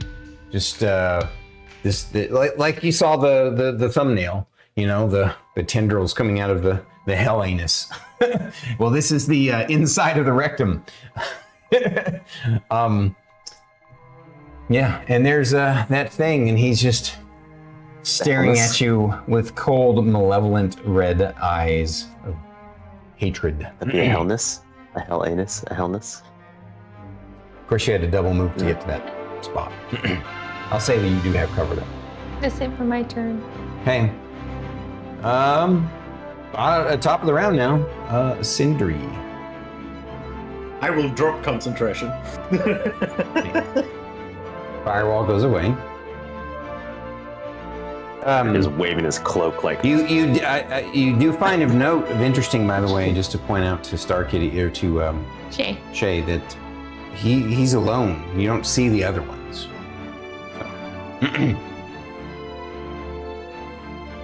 I'm also going to move towards the hell anus, sticking in that corner with the 2 bookshelves. Yep. Right there? Nope, further back. I want to hold in the corner for now. Oh, right here? Okay. Yep. Gotcha.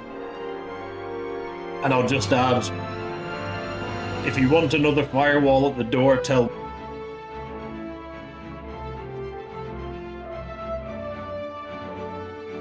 Okay. That is Sindri's turn. We're gonna sort of reorder things a little bit here.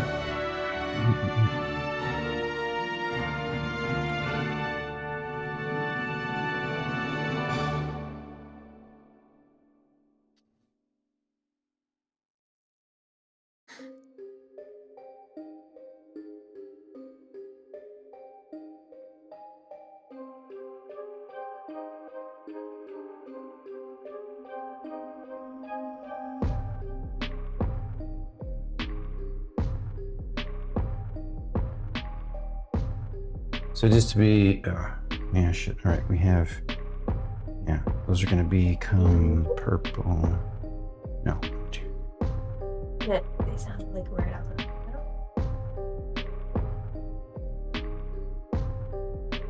Those guys are gonna become purple. one moment. That was comfy until I realised how it was set. Okay. Hey, Munchkin. Alrighty. So it's 2, 1. anybody coming into the arc or not. Yeah. Except for that Robin. No.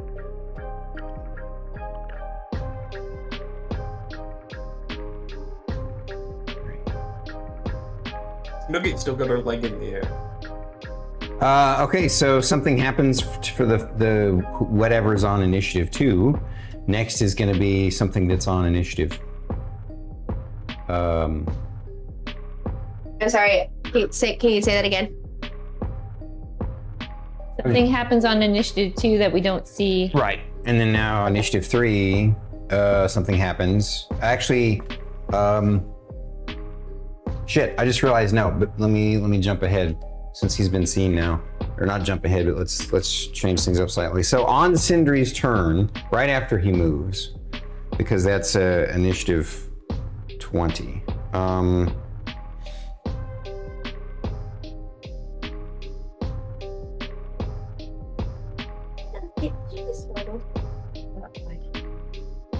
Let me double check its dex. Yeah, so you're gonna be slightly faster, right?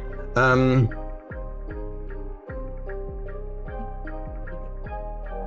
are you being so insistent? Did you done do get startled? Oh wow, okay, yeah. So just as soon as Sindri moves to that position, thinking about, and actually literally yells out and says, hey, you guys want me to do a wall of fire, let me know. Suddenly, the opposite happens, and a wall of ice appears right here, covering the entryway into this place.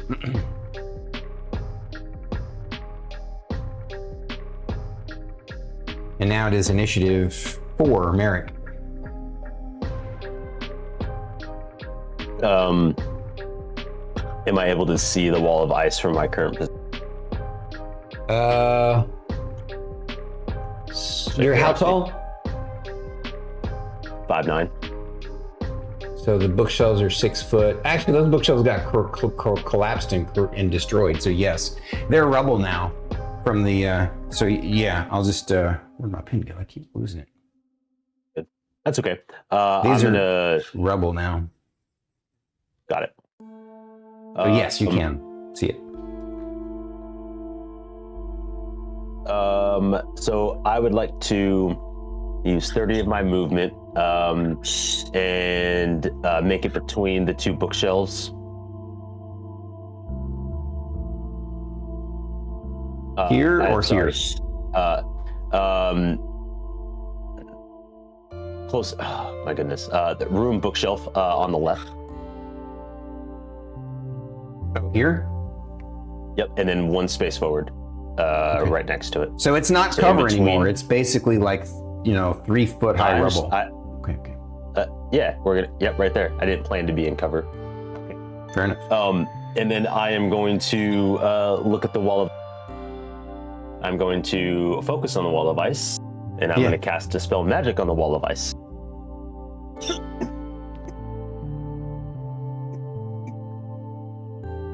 I'm gonna quickly go pee.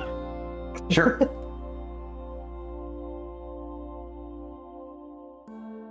Okay.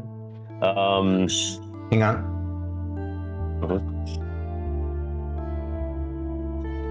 Already.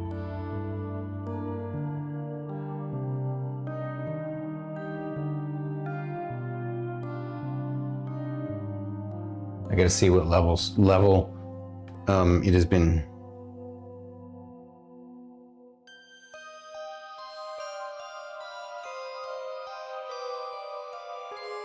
All right, I need you to make an ability check using your spell casting ability to dispel the ice, the wall of ice.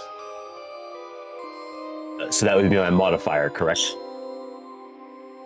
Yeah, so it's your spell casting ability. Yep. Yeah. Okay.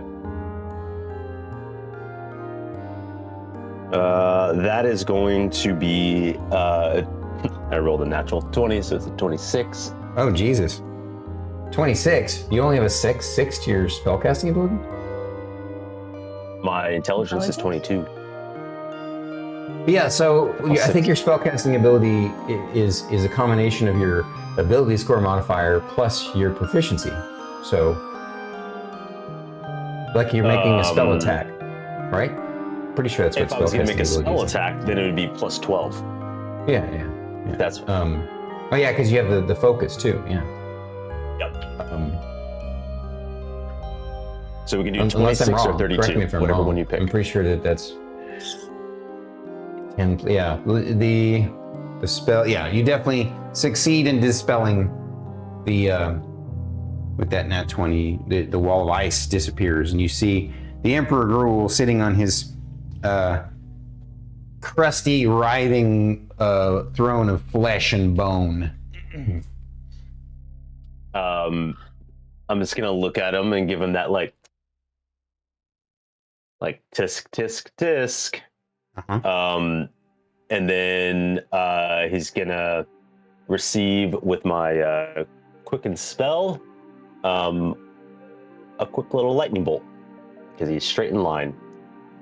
Wait, you casted the spell magic and then now you're gonna quicken spell a lightning bolt? Yep. Okay. Yep. Needs to make a dexterity saving throw DC 20. Okay. What's up with you? All right. He succeeded on a save. He seems a lot dodgier than you expected for decrepit old cleric with the ghoul face.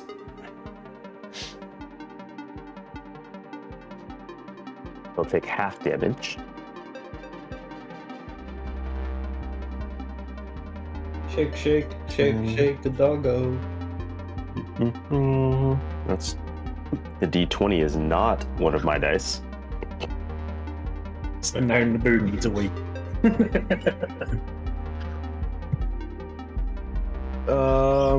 Okay. That's a lot of threes. Oh my god. Okay.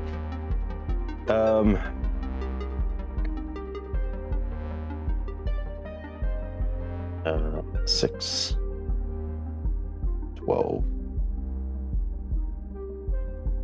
18,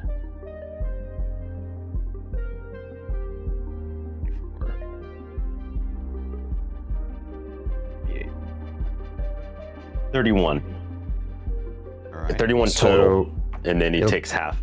He'll take 15. He takes 15 lightning damage. And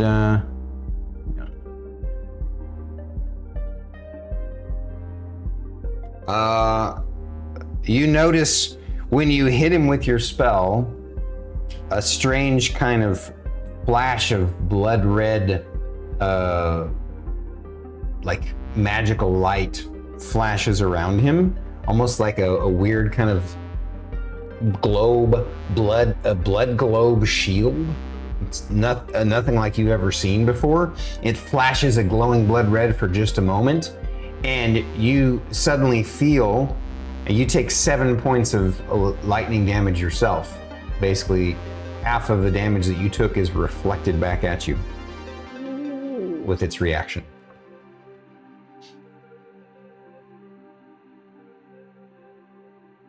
Familiar. So you take just 7 points of electrical damage. And I take it you're done with your turn? Yeah.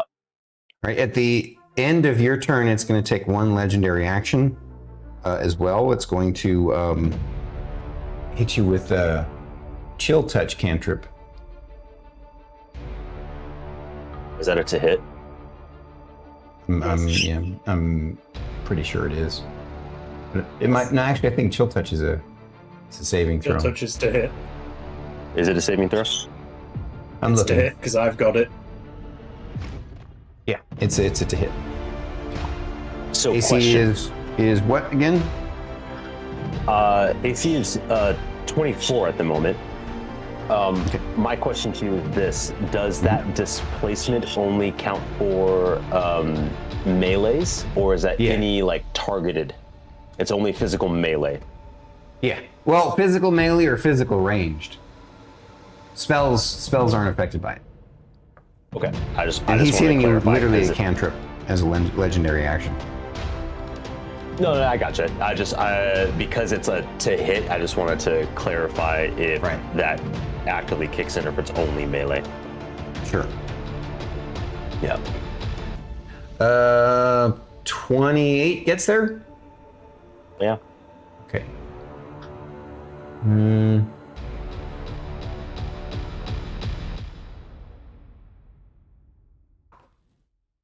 So you take a 4d8 chill touch.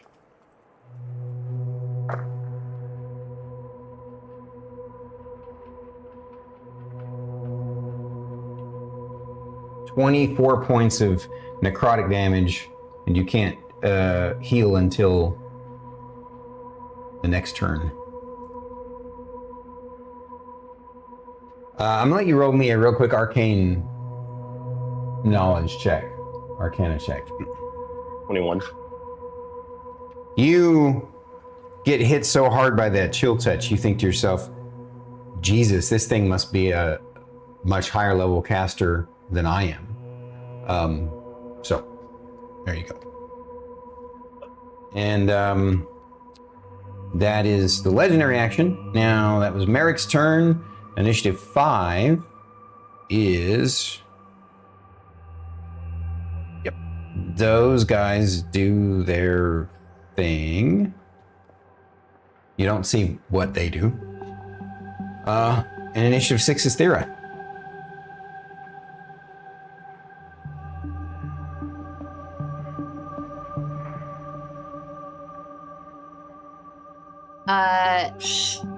I'm gonna move towards I'm gonna move towards Merrik. I have 40 feet of movement. 40 would be right behind him. Is that what you want to do?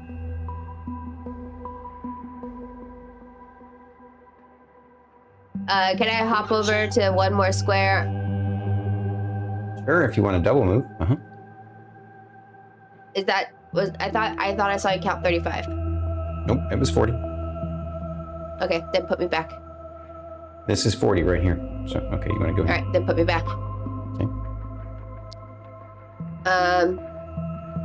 I will bonus action Giant Smite.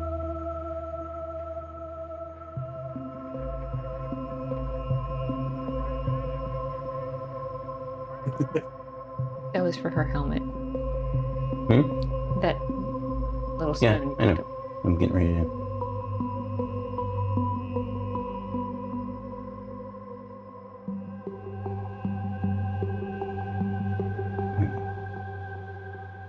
Gotta put it in this square. She's taking up this spot, so... 5, 7, 5, 2...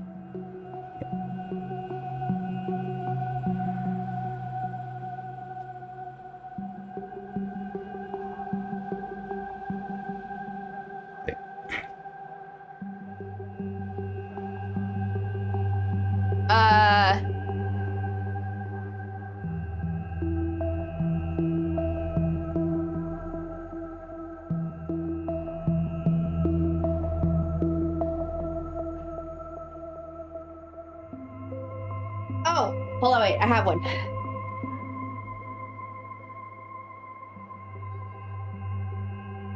I'm watching the bird crawling around on the chair. Never mind, it's a bonus action. Fuck.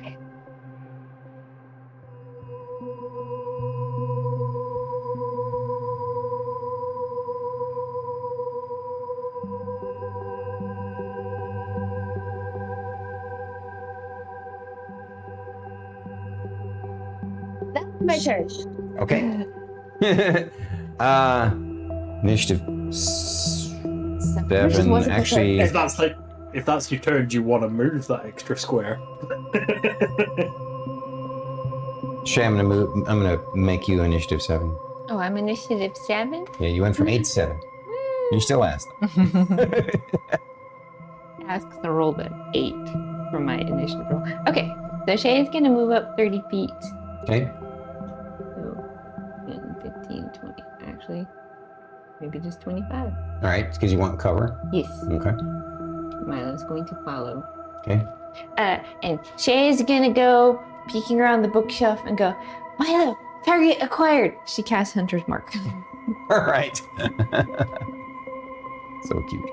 I'm assuming on the Emperor. Yes. Okay. Because she's looking right at him. Right. Okay. So I have to remember I get an extra d6 whenever I hit him. I always have like a D6. Like I always have all that, like when we're in combat, I have all that I need for like my standard stuff.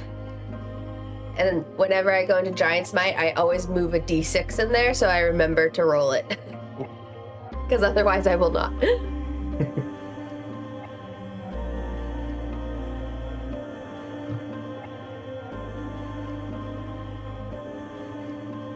right, we're back to the top of the round. Sindri. I've got one question for you. Yeah. The psychic lance, it states you can fire it at a creature you see or utter the creature's name. Would saying Emperor Ghoul be good enough? No. So Emperor Ghoul is more like a queen bee. You know, it's a type of it's a different hierarchy category. I'm just thinking scientifically. that it had to be its specific name. Yeah, it has to be its specific name. Yeah, no worries. In which case, I like your thinking though. Try and shoot him through the wall. It was worth asking. Yeah. So, in which case, I am going to. Where the hell did it go? I'm going to cast Greater Invisibility. Okie dokie. Let me get a.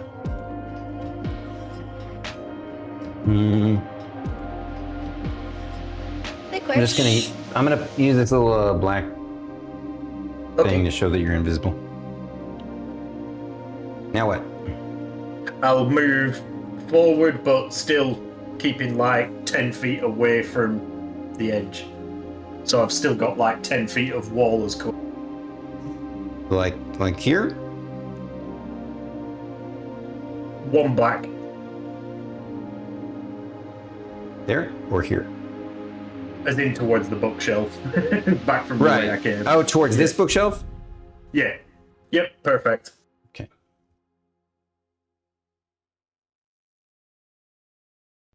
Which Merrik is the only one that can see me now, isn't it? Yes, correct. All right.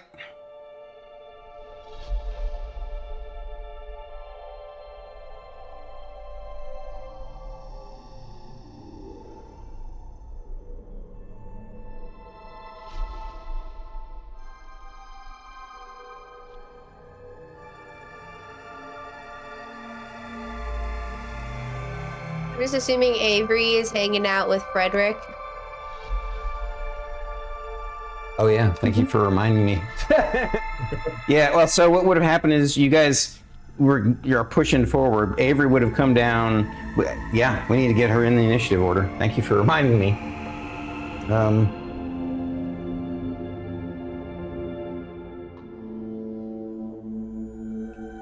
She's actually going to be at the bottom of the round. That works out nicely. I figured she was just standing back to protect. Yeah, she comes down the stairs and he comes with her, and then you see him basically stand up next to the wall and lift his cloak up, and it looks like he just disappears into the wall, like he's part of the wall. Thank you for the follow. Arigato gozaimasu for the follow. All right, so she is gonna close the distance and stand next to her hero. It's a hero. And that was on her turn though. That was last turn. So we were on initiative 2, right? After Sindri. Yes. Yeah, buddy. That's actually the Emperor Ghoul.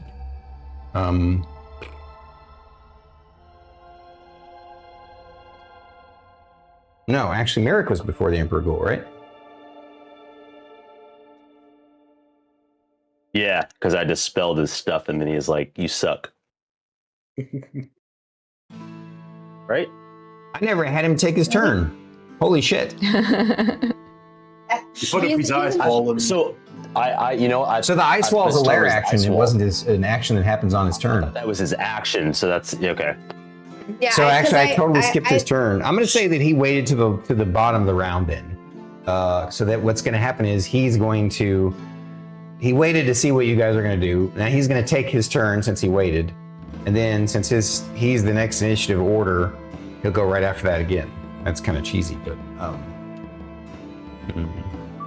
He's initiative 3, right? he was initiative 3.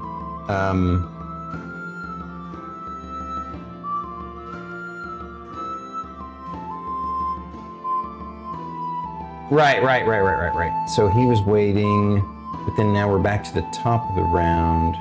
Sindri went, which is the first. He would have actually been going before Sindri. You can put me back and we'll just reset it if you want. Do what? Put me back in that corner and reset it. No. I got a better idea, actually. We'll just, no. He readied an action that didn't happen. That works for me. I'm just gonna put him. We basically had to reorder things since some of the ghouls left. So it pushed the Emperor up to initiative order 2. So he's actually goes right after Sindri. So Sindri just went. So now it's turn. It grins a maniacal, fleshy grin, and it's this ridiculous, huge tongue kind of comes flopping out, and it drools and says, "You would be tasty for me, my kin, and I shall sup of your power."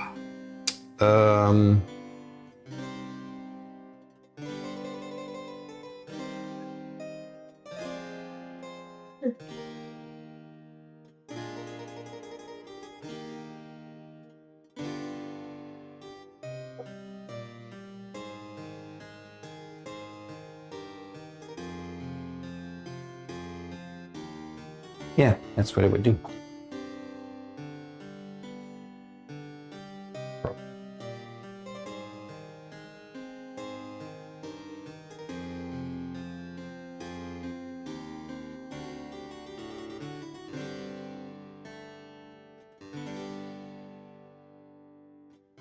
Sorry, just looking up spell real quick.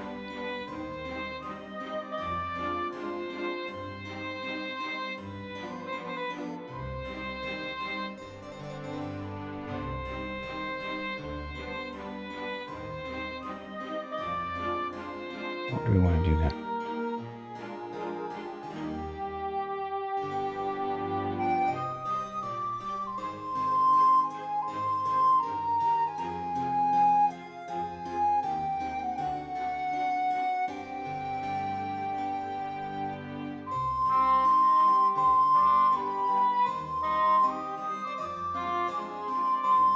Yeah, we'll try that first.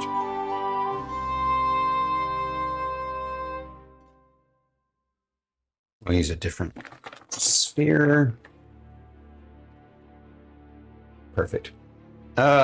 Suddenly a giant green and yellow sphere of gas appears, circling right here, basically kind of plugging up this hole at its edges and just encompassing all of you guys in it.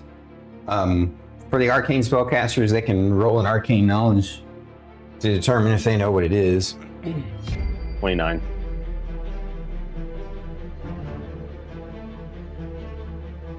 Yippee. 26. Both of you recognize this as Cloud Kill. So now you create a 20-foot radius sphere of poisonous yellow-green fog centered on a point you choose within range. The fog spreads around corners. It lasts for the duration or until strong wind disperses the fog, ending the spell. This area is heavily obscured. When a creature enters the spell's area for the first time, or a turn, on a turn, or starts its turn there, that creature must make a Constitution saving throw. On each of you guys' turn, since you're already in it on your turn, you're going to make the saving throw. So that is what it does on its turn. That's initiative 2. Initiative 3 is going to be, those guys are initiative 5. These guys are initiative 3. There's stuff happening. You all hear the scrambling of movement of claws on stone, and you're not sure what's going on. It's kind of nerve-wracking. And that's initiative. So initiative 4, it's Merrik.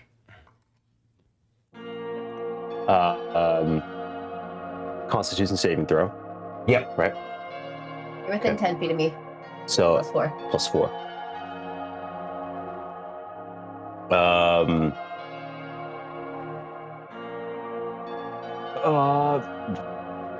27. It's 18 plus Yes. 5 All right. plus 4. So you succeed on saving. You're going to take half damage from the poison. Okay. It is poison, so anybody who has resistance or immunity to poison won't be affected. It is not disease. Even if you hold your breath, it doesn't matter. It will burn through the pores of your skin. So, 5, 8.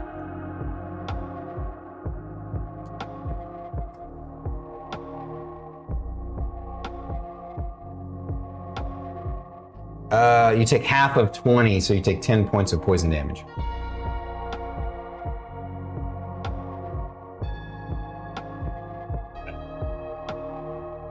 Now, question number 1. You said the cloud is heavily obscured, right?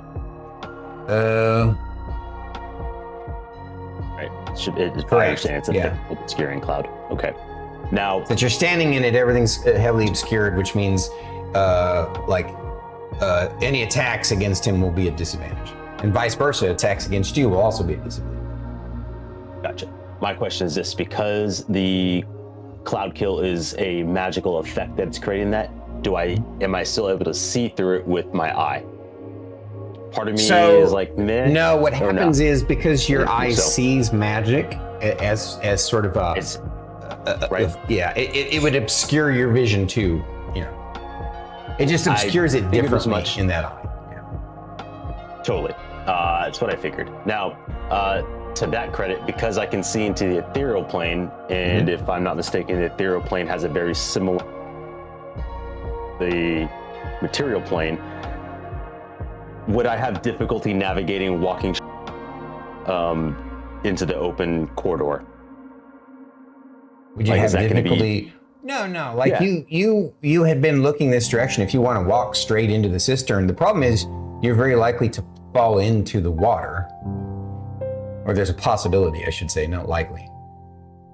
Yeah. But that spot's just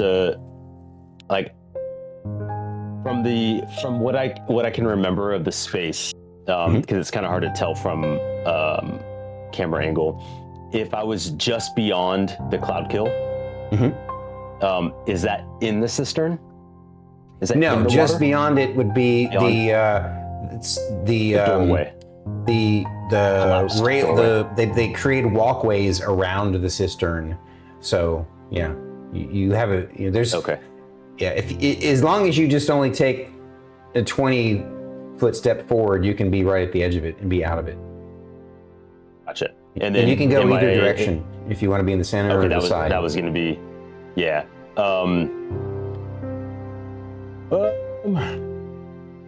Yeah, I'll be right there. Okay. And then how far away from me is he? Like, what is that distance? I can't count that from here. Looks like, let's double check, 55 feet.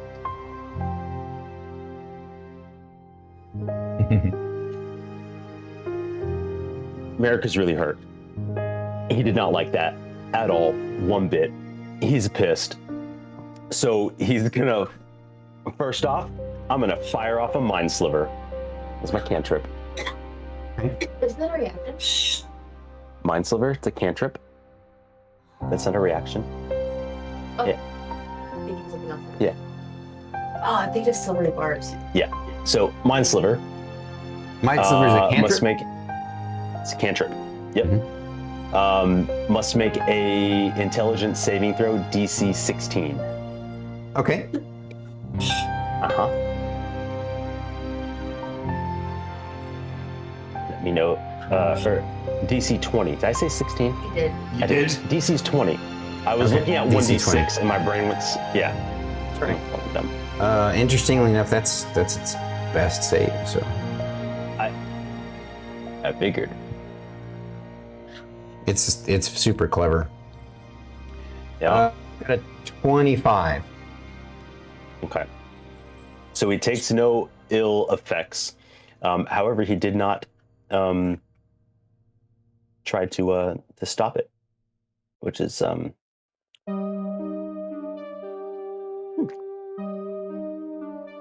What's it do again?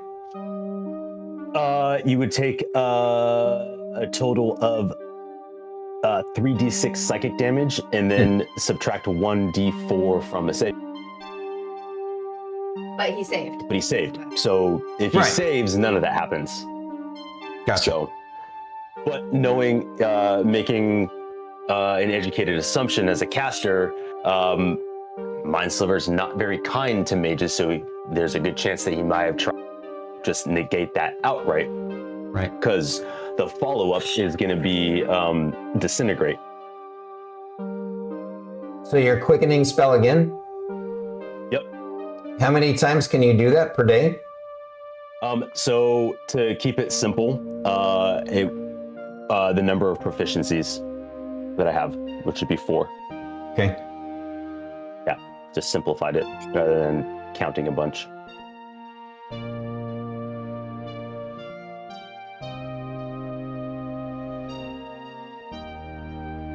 Yeah, say DC 20. So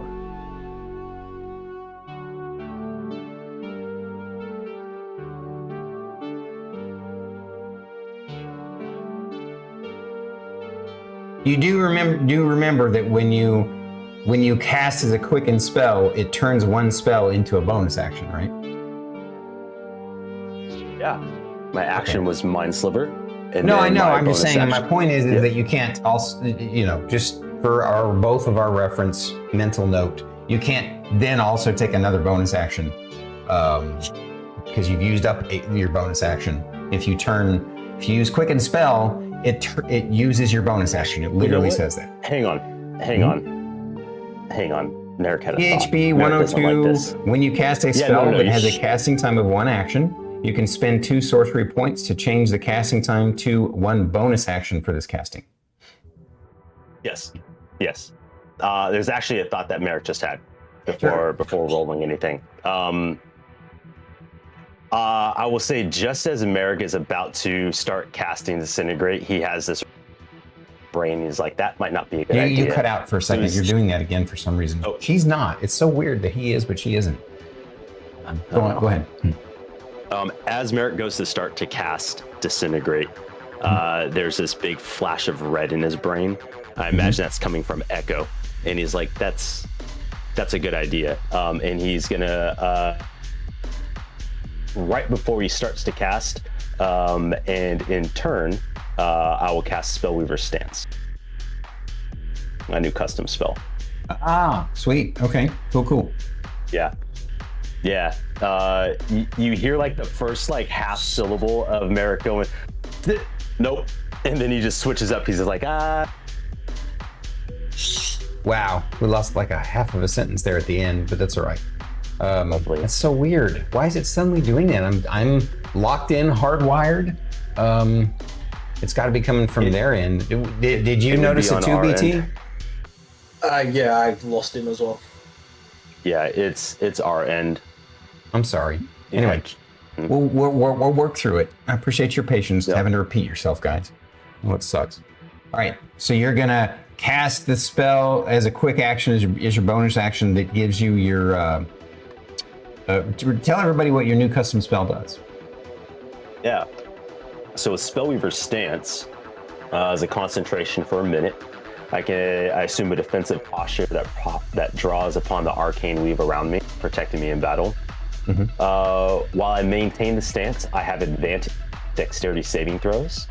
When I'm targeted by a ranged spell attack while in this stance, I can use a reaction to deflect the attack. Make a Constitution saving throw against the attack roll. On a successful save, the attack misses, and I can redirect the energy to a ranged spell attack against the attacker, dealing damage equal to half of their spell. And then Spellweaver Stance ends as a concentration. Cool.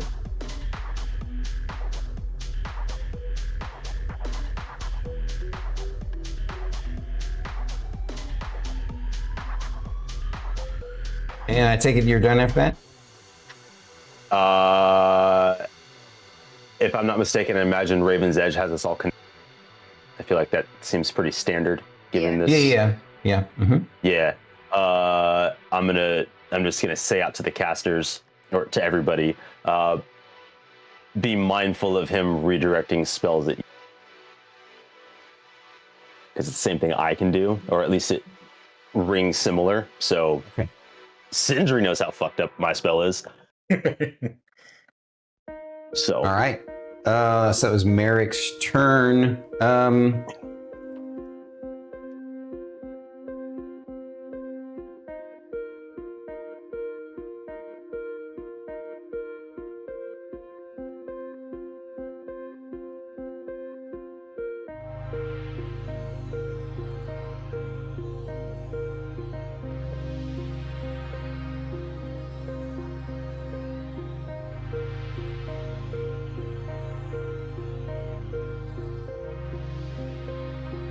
All right, it's so you're done. That's initiative 4. Initiative 5 is the purple ghouls, which now that you're standing right there at the edge, you're surprised because you don't see any of them. Yeah, you're not close enough to be able to look up the well, but yes, you're clever enough to think, oh shit, that's probably what they've done. All right, initiative 6 is Thyra.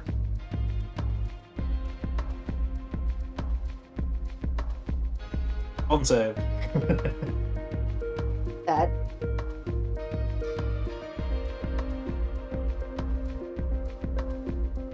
Uh. 26 for my con save. Yes, that succeeds. So you'll take half of this, which is 28. So you'll take 14 poison.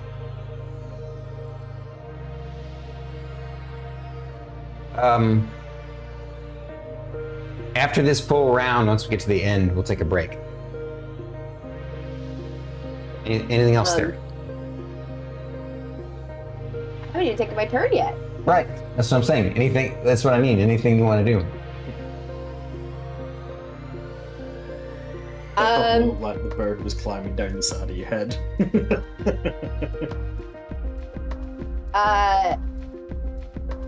Okay.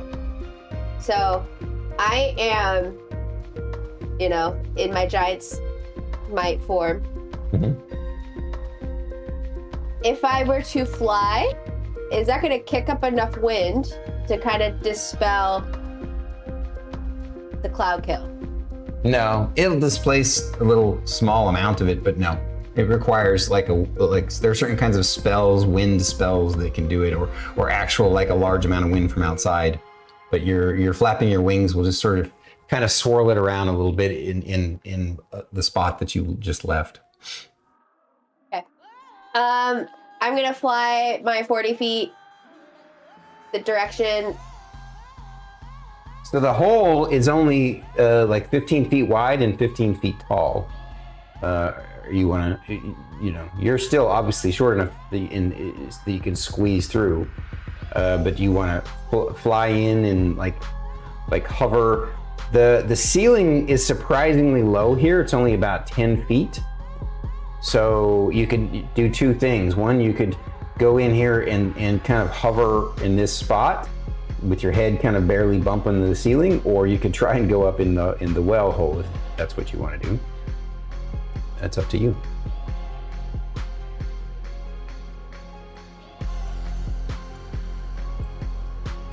And this is 40 feet. So I'm just gonna move my 40 feet forward. Okie dokie.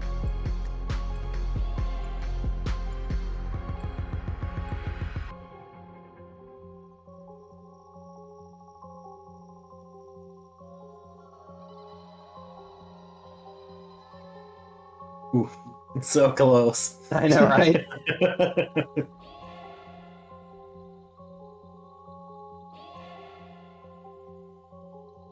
Anything in the well gets sizzled.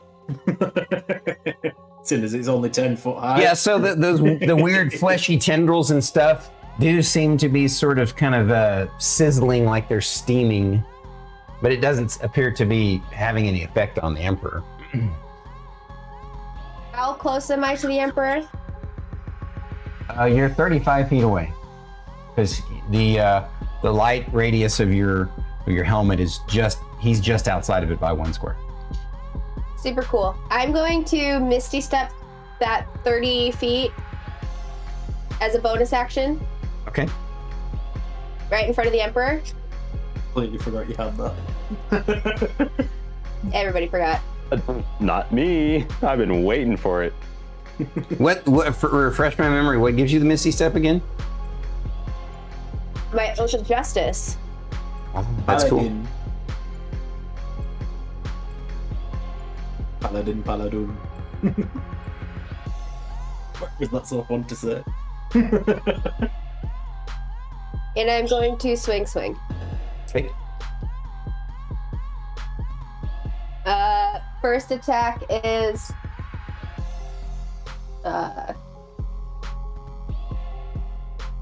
20 total. 20 misses.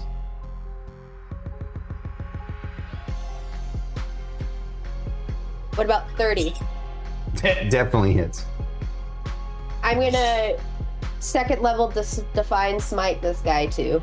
Well, Okay.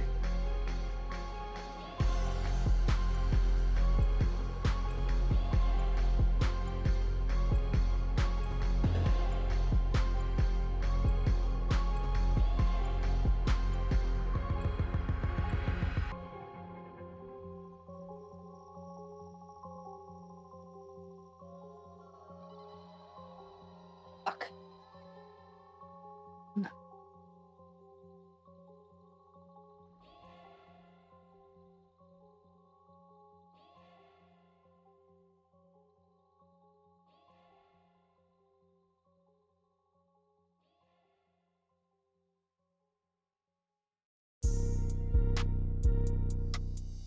This was a really low roll.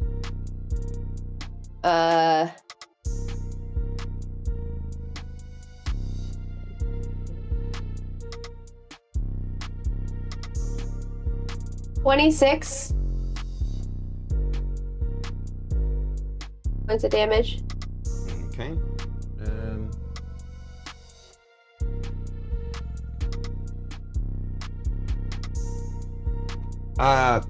That weird effect that Merrik saw before that you haven't seen yet. That weird kind of flash of like a blood red, glowing sort of magical shield, appears and vanishes instantly as you hit it, and you take half of it as a reaction. It used its reaction. You take half of what you did, so you take 13 points of necrotic damage. I am so I would take half of that. You're resistant to She's necrotic? resistant. Cool. So then, yeah, Yes. you would take six necrotic. Cool. I'm gonna action surge, and I'm gonna do it again. Okie dokie.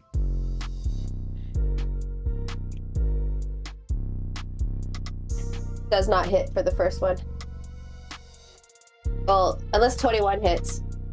No, just missed it. Okay. What about 31? 31. Obviously hits. If 30 hit, then 31 would hit. And I'll just do a level 1 divine smite this time. Okie dokie. I don't like this guy. I don't know if you could tell. Neither does the bird. Will you bless my die? Oh, don't eat the dice. Just bless them. Thank you. Oh, she cursed 2 of them. Fuck. Eldritch Horror, what do you expect? Yeah. He's an Eldritch Horror. I literally rolled 2 ones. Oh, wow. My damage die. Yeah. So what's the total? 6. I feel like she just said damn straight you did with that squeak. 21 total. Okay. Wow, that's your minimum damage is 21? That's crazy. That's wild. No, I just rolled 2 1s. Yeah, 2 1s. That's minimum damage, right?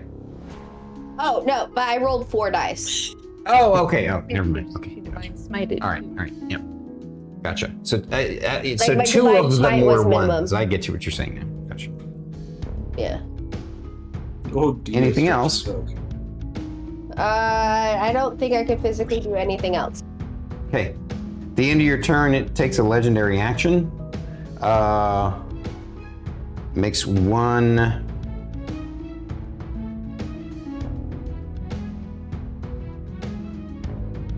claw attack against you.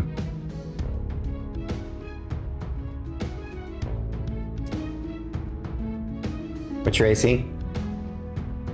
22. Okay, it got a 26, so that'll be a hit. I need you to roll me a. So you take 10 points of slashing damage. I need you to roll me a Constitution saving throw.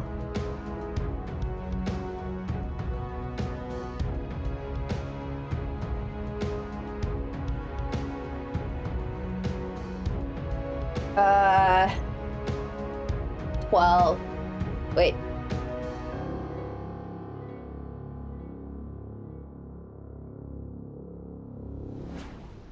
Hold on.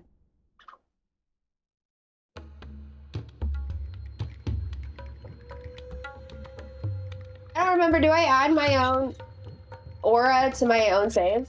I don't remember. No, because you're already using, like, what your aura does, it extends your actual bonus to save to, you know what I'm saying? It's not like, let me double check. Let me double check. Why would you just bite my shoulder like that?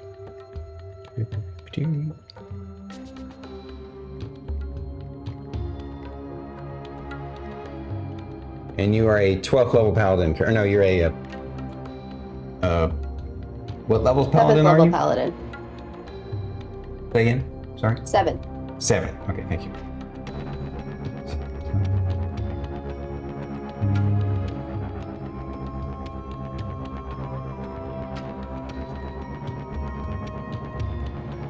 Which ability is that called? Or protection? Or a protection.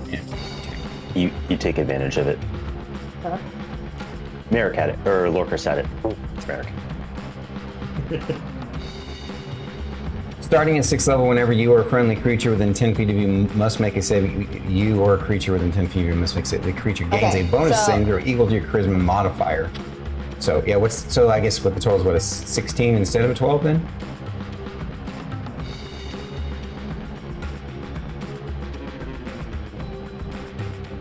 Yeah, 16. Correct. Unfortunately, it still doesn't quite get there.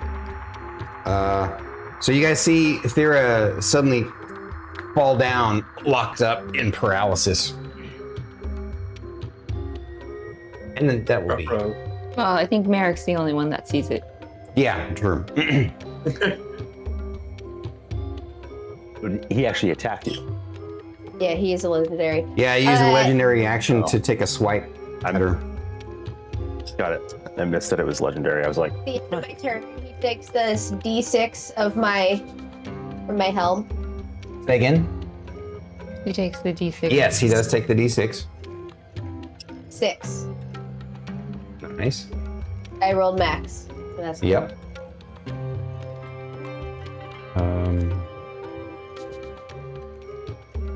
Okay. Alrighty. That was initiative 6. Initiative 7 is Shae. You're gonna need to roll your con save. Yes. 11 from Shae, and 11 for the con save? yeah, I rolled a 5. Oh wow, okay. So you're gonna take 23 points of poison damage. And And Milo got a 9. he also takes 23. You basically Take the same damage on the same turn. The concentration of gas particles are the same at the same moment. Making up shit. Now what? Shae's gonna go, Milo, target not acquired. I mean, it's still a hunter's mark. I know. But she can't see. I'll let you move yourself. She's gonna take a best guess and try and move forward through this cloud. I mean, it's not that tough. Yeah, it's obscured looking, but I'll say that if you move it, well, but you're also a ranger that can, I'm gonna say you can make your way out as long as you have movement to do so. Okay. Like Merrik was close enough to the edge of it that he just had to walk forward. Move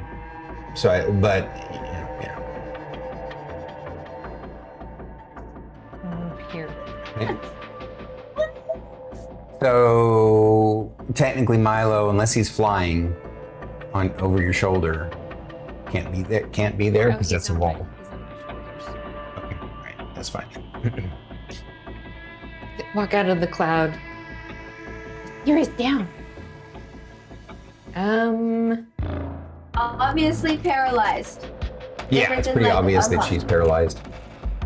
Because I'm holding her. And you've got a death grip because of the way you were paralyzed. You've got a death grip on Raven's Edge. Raven's Edge.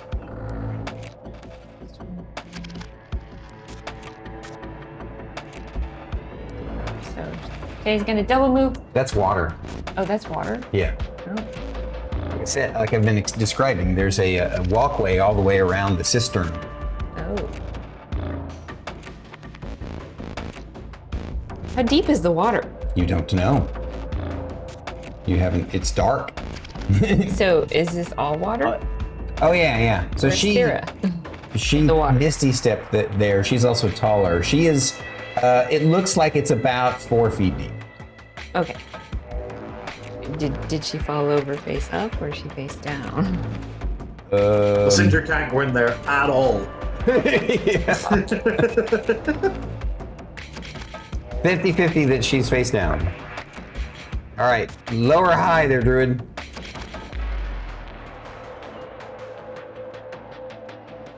Hi. Sorry, 20. So she's face down. So she's paralyzed face down. In the water, yeah. So Wait. on her turn, she'll also. She called it as high, so she's face down. You said high, right? Gave her a If it 50-50 was shot 20. that she would be face down, right? So, like, obviously you don't want to be face down. So if she had called what she wanted, I'm assuming you want to be face up. So I'm assuming that. Oh, sorry. I will fuck you up harder than anything else in this world right now. I was thinking of D20. So I was like, what? Yeah. All right, bud. Okay, then well, Shae only moved 25 feet. If that's water. Now you can walk around the walkway if you.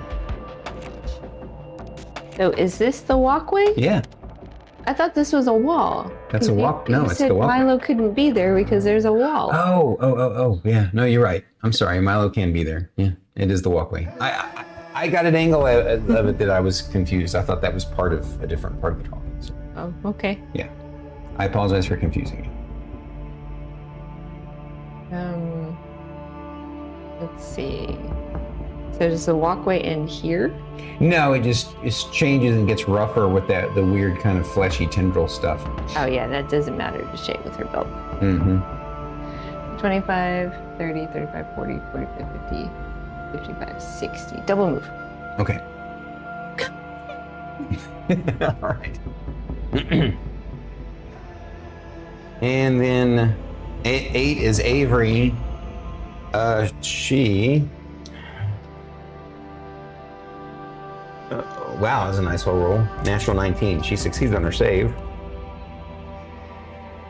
She's gonna take half 18, which is 9. She's all coughing and stuff. And she's gonna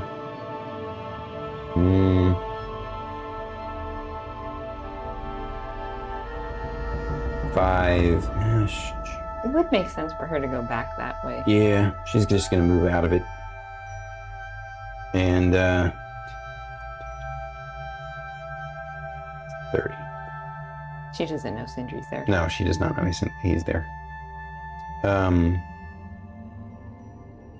But she only moves 30 because she also wants to be protective of your charge. So,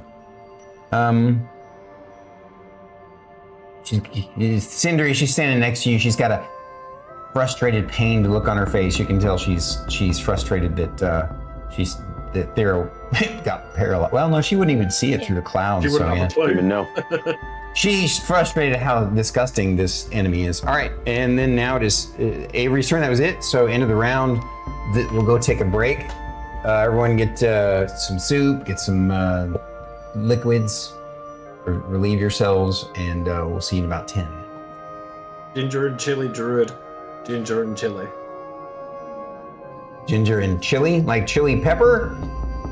Yes. The two go together and break down Like all the shit in cayenne your pepper? lungs. Or like what kind of chili? Anything spicy. Anything that's got capsium in it. Ah. That mixed with ginger breaks down the when you. That's true. Yeah. Cool. Their picture on Discord. Oh, it's only over your own picture. You see it on. Yeah.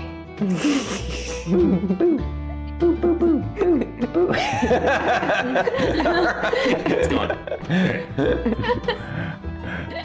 This is the most unconventional D&D stream on Twitch. The mouse. How to distract the streamers? Mouse. Oh, he's like my perfect kind of weird. I really like him. I feel like he's the kind of person that would tell Guar it's okay to pee on the tree. And that feels very important to me for some reason.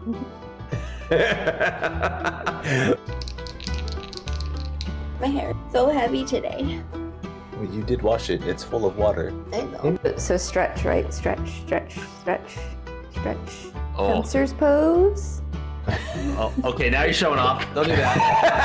I can't touch my toes. That is, she can do standing mermaid on one side. Oh, standing mermaid? Let's see if I can do it in jeans. Okay. Put into elbow. Connect the fingers. Quick save, quick. Okay, cool. It also sometimes does this sound, this random thing. It just happens from time to time. I think it has to do with some sort of decondensation or something. I don't know. It's really weird. But I swear to God, it sounds like an army of masturbating gnomes. Are you sure they're squirrels, Stormy? What? Are you sure they're not masturbating squirrels? No, I'm Like pretty on sure my they're. affiliate I'm stream? pretty sure they're no. You know, just a. It does. It's just this sound. It's this weird sound. But you've proven time and again that your eccentricities are beneficial to not only yourselves, but to the guild and to the land in general. So, We are so special that he pulled out the dictionary for us.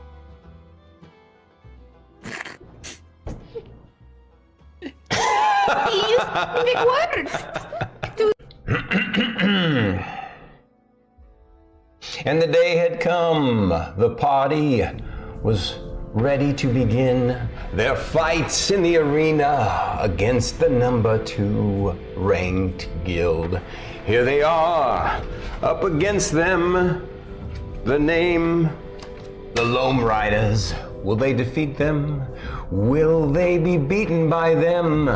And such it went. The battle began. It looked like it was fairly even, but it was not. Soon, 2 party members were down, and the cliffhanger had begun. And you guys are awesome. Fight me. Let's go. All right, we're going. I did it too. You did it too. Yeah. We're gonna go chat dance. Here we go. Oh, man. Kids like. To me, is this wonderful? Wait, that's not how you do it. How do you do it? I screwed it up. I can't. Oh yeah, it's this way. It's called the dab. You need to do it correctly. I'm still doing it wrong. Yeah. All right, I'll let you take it away there. It's StarKitty. You forgot to hit play. Okay. And we're gonna add cinnamon and a little The extra character, she wants pancakes now. Thank you. There's only one way I'll accept pancakes.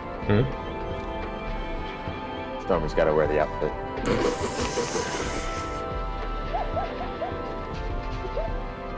It's canon. It's the only way I think any one of us can enjoy them. Later. You soon. So, you guys find yourself that evening dabbing at the inn. No. You find That yourselves. is what Emmeline is doing. She's dabbing from side to side on the stage. Oh, he's pretty cool. Okay. My Chonkapillar. Chonkapillar's ass liked him. The butt. Chonka butter.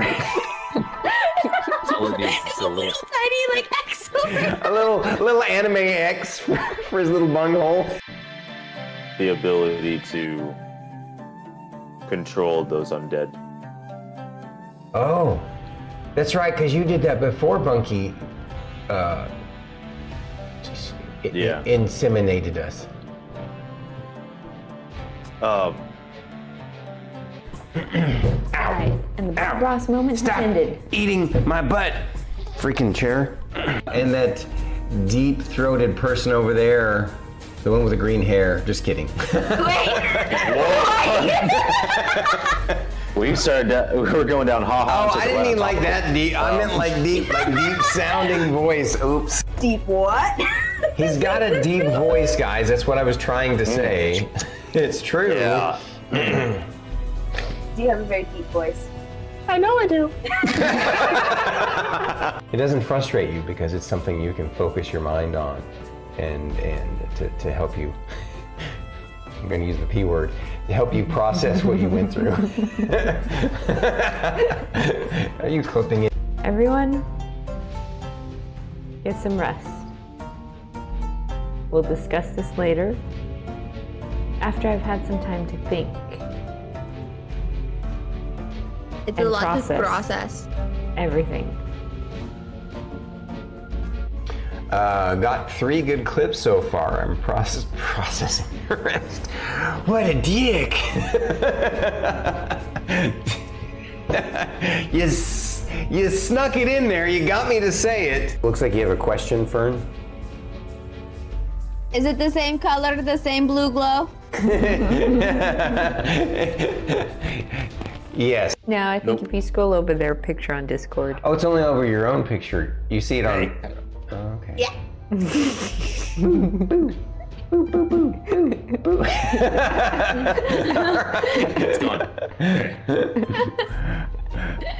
This is the most unconventional D&D stream on Twitch.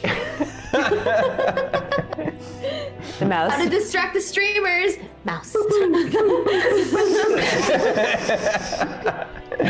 Oh, he's like my perfect kind of weird. I really like him. I feel like he's the kind of person that would tell water it's okay to pee on the tree. And that feels very important to me for some reason.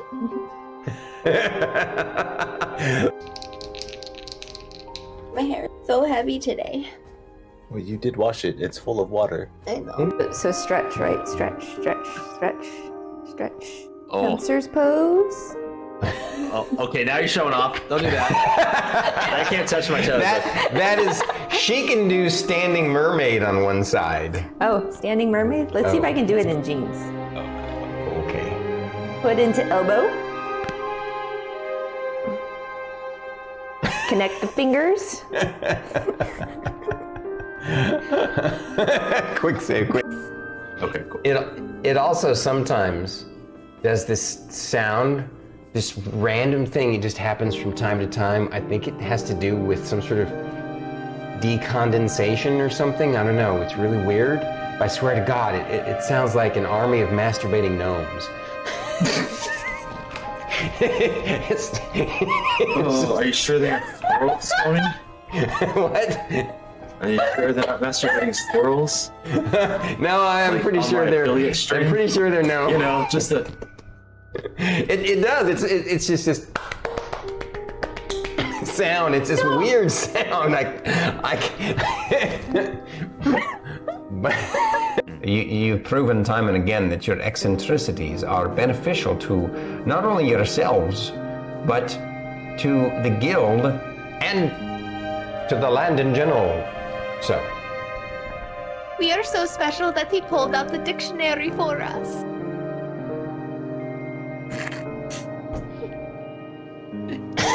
He used big words. And the day had come. The party was ready to begin their fights in the arena against the number 2 ranked guild. Here they are, up against them. The name, the Loam Riders. Will they defeat them? Will they be beaten by them? And such it went. The battle began. It looked like it was fairly even, but it was not. Soon, 2 party members were down, and the cliffhanger had begun. And you guys are also. Fight me. Let's go. All right, we're going. I did it too. You did it too. Yeah. We're gonna go chat dice. Here we go. Oh man. It's like. To me, is this wonderful? Wait, that's not how you do it. How do you do it? I screwed it up. I can't. Oh yeah, it's this way. It's called the dab. You need to do it correctly. I'm still doing it wrong. Yeah. All right, I'll let you take it away there. itsStarKitty. You forgot to hit play. Okay. And we're gonna add cinnamon. The character, she wants pancakes now. Thank you. There's only one way I'll accept pancakes. Stormer's got to wear the outfit.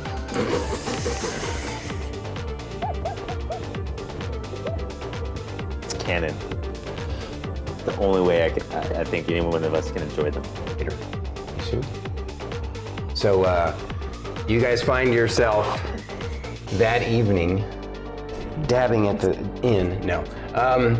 You find That yourselves. is what Emmeline is doing. She's dabbing from side to side on the stage. Oh, he's pretty cool. Okay. My Chonkapillar. Chonkapillar's ass liked him. The butt.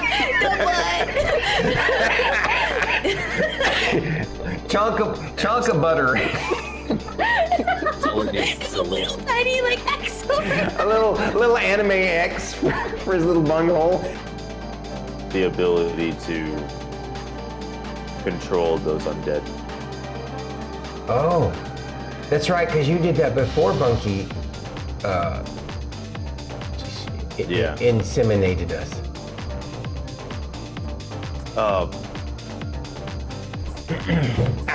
And the Ross moment Stop ended. eating my butt, freaking chair.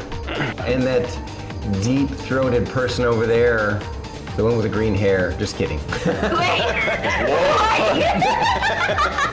We were going down ha-ha. Oh, I didn't mean like that deep. I meant like deep sounding voice. Oops. Deep what?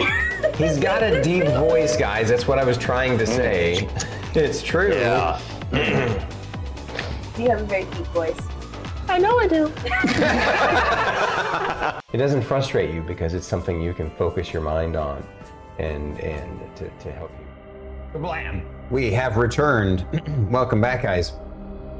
All right, we're to initiative round 1, back to the top of the round with good Sindri, sir. Lair action. Yeah, it's going to happen at the end of your turn because you're slightly Oh, okay. faster than he is. Yeah. So I'm in the circle. Can't tell from here. It You're looks at like- the You're at the Edge. very edge of it. You are barely touching it though, so you will have to make the save. Yep. Let's go with this dice.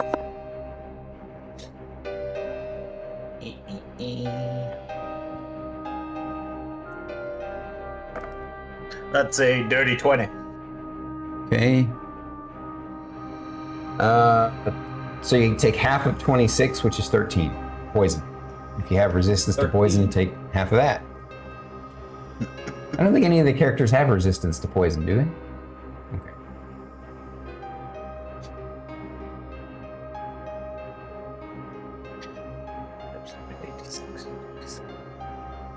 Okay. Okay. I will. I'll take a step back if I can. I don't know if there's room to actually. I'll just. Yeah, so Avery came around, but you technically can move back here and you'll be out of it just barely. Technically is like right there. But... And can I cast Dispel Magic? Sure. I'm gonna do it at its flat rate because Sindri wouldn't have a clue. I don't think what level spell that would be. He's never seen it before. Let's see. I need to double check what level spell it is. It's a 5th level. So you need, I need you to roll me you're basically an ability check using your spell casting ability. Okie dokie. So that'd be your proficiency plus your like charisma plus any like focuses that you have. So, I think charisma. What's So it it's called? the same thing as your spell casting ability modifier, like if you're gonna make a spell attack. Same as your spell attack. Okay. So that's a 6 from that. Plus 4, so that's 10.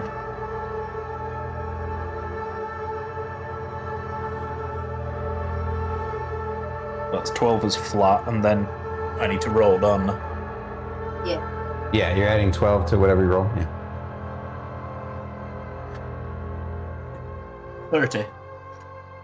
Okay. Yeah. So you succeed at dispelling the cloud kill. Oops. And with that, I'll just, in a straight line, like from left to right, straight line, I'll just use my full left, so that'll be 20. So you have what, 25 more move, right? Yeah. And you want to go in? No, just into the middle of the room. So, like, straight line from right. Like to here? Yep. Okay.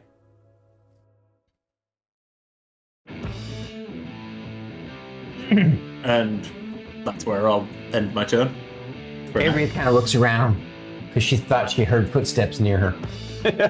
And she just saw the cloud just disappear. Yeah. And she heard him casting. That's true. Yeah. But she doesn't know where it came. Heard but not seen. Right. Well, he was right next to her, so you could probably guess. All right, so initiative 2 is... Lair action. Yeah, lair action. Thank you, lair action. So the lair action goes off. The Emperor targets a creature within 30 feet. Oh. I think Merrik is just outside of the 30 feet. So Yeah, we'd already 'cause determined that. Yeah. Creature must. All right. It points at Thyra, lying paralyzed with her face in the water. I need you to roll me a Constitution saving throw.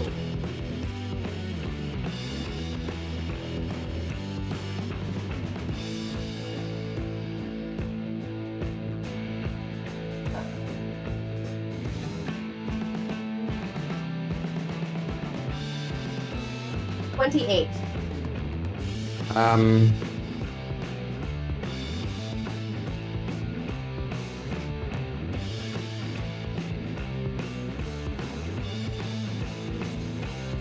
You succeed on the saving throw, obviously.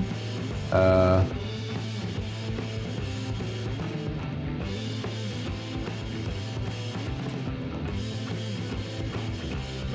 you'll take half of this necrotic damage.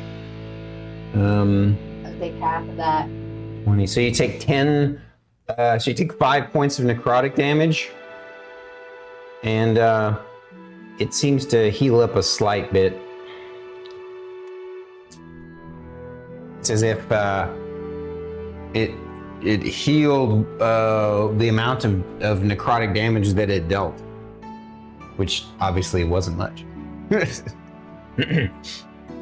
And now the lair action is done, so now the initiative order is the Emperor's actual turn. Emperor Google, I should say, he's not an Emperor.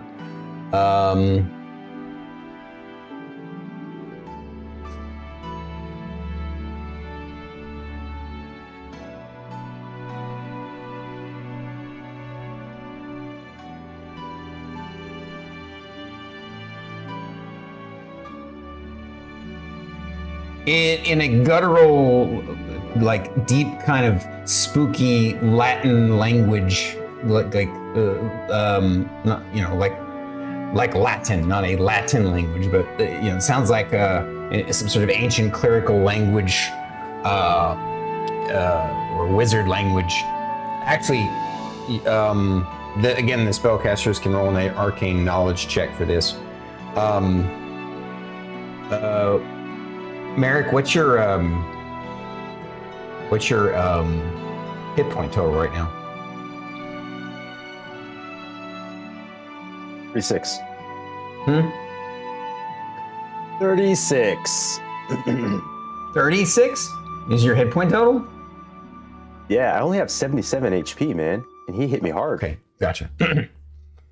So anyway, it points at you and utters a magic word of power in a strange, guttural, kind of demonic language, and you find yourself instantly stunned.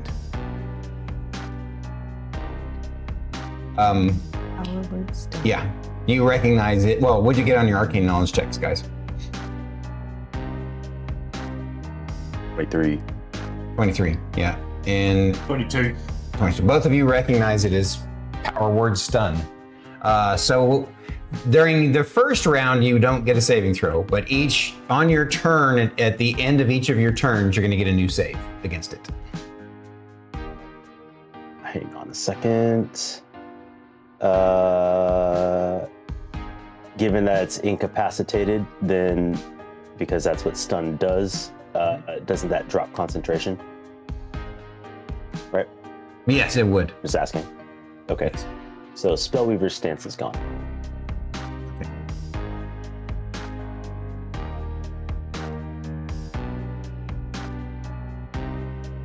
And that's all it does on its turn. That's initiative 2, initiative 3. The ghouls seem to be holding fast, whether they're under the water or in the walls or up in the well. You're not sure. Initiative 4 is Merrik's turn. So his turn is wasted, but at the end of your turn, you get to roll a Constitution saving throw.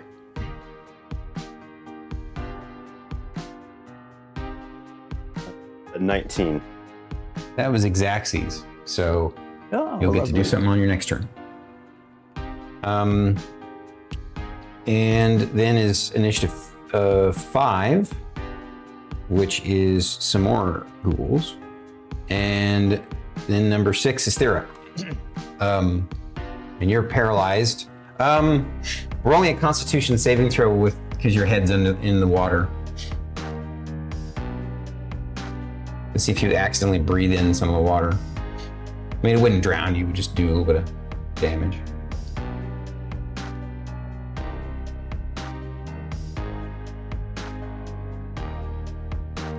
All right. You don't breathe in any water. You sort of reflexively are holding your breath. And as your turn ends, you get to roll a Constitution saving throw again.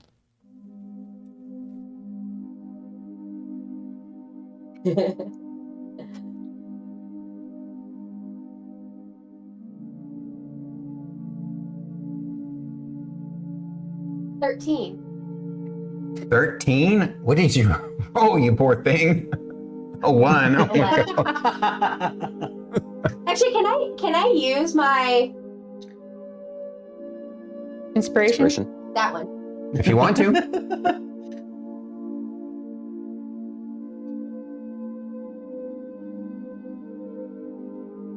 30. Damn. What did you roll this time? Huh? What did you roll this time? An 18? 18. Yeah. Nice. All right. You definitely succeed on that Constitution saving throw. So you are no longer paralyzed. You'll be able to do something on your next turn. And now it's initiative 7. Shae. You see her kind of coming up out of the water, breathing. Well, Shae is still going to do what she's going to do, and she's trying to make her way towards that thing. Sorry, he's stunned, so he went down. 5, 10, 15, 20, 25, 30? Yeah. And only because you're a ranger, it's not, it doesn't slow you down. Yeah. Normally it would. 30, 35, 40, 40. Maybe because of her baldric that gives her freedom of movement, regardless. Say again? Or her the belt that she has that gives her freedom of movement. Oh yeah, the freedom of movement. Thanks for reminding me. Yeah. Yes. Which would mean you could have actually, you can even move through water, either walking or swimming, without it slowing you down. Well, I double moved. It's new. Right. This is the first time she's used it in combat, so. All right. I guess that's it, right? Avery. She has not even got a glimpse of this thing yet, so she comes around the corner and terrified looking at it. But she's going to... Shit. She sees she's just outside of its range. Shit. Perfect.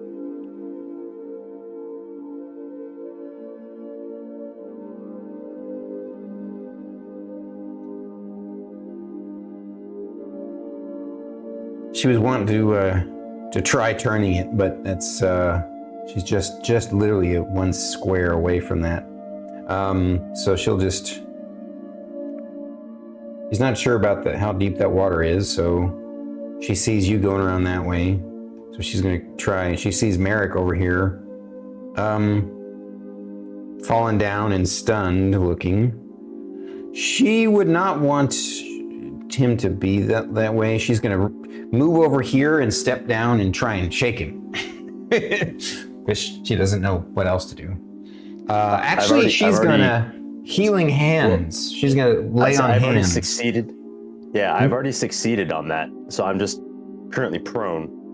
So I'm Right, already but past. she this all kind of happens in the same 6 seconds, right? So you would be kind of coming out of it and prone, so she wouldn't necessarily know that you're, and she didn't see it happen.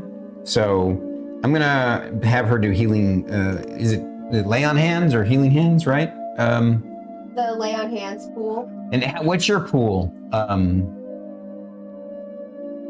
40. What's the size of your pool, Druid? 35. So It's 5 points per paladin level. 5 times the paladin level. Yep. Okay, so she'd be.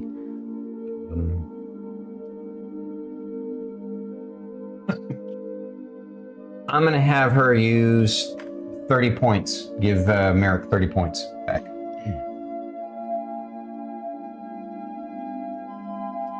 And that's all she does. That's the bottom of the round. Top of the round. Oh, at the end of her turn, though, since he hasn't done a legendary action yet,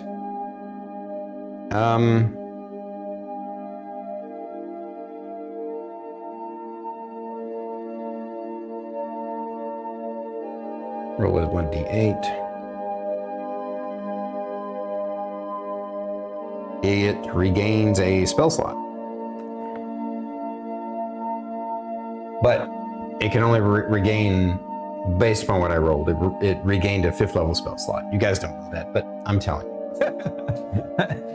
Which means it probably regained a cloud kill. And now it's done with his legendary action. It's the bottom of the round, top of the round, Sindri.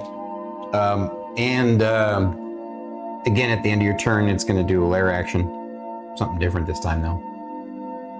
So, given I've got a clear line of sight on it, I am gonna cast Psychic Lance, but I'm gonna impose disadvantage with heightened spell. Okay.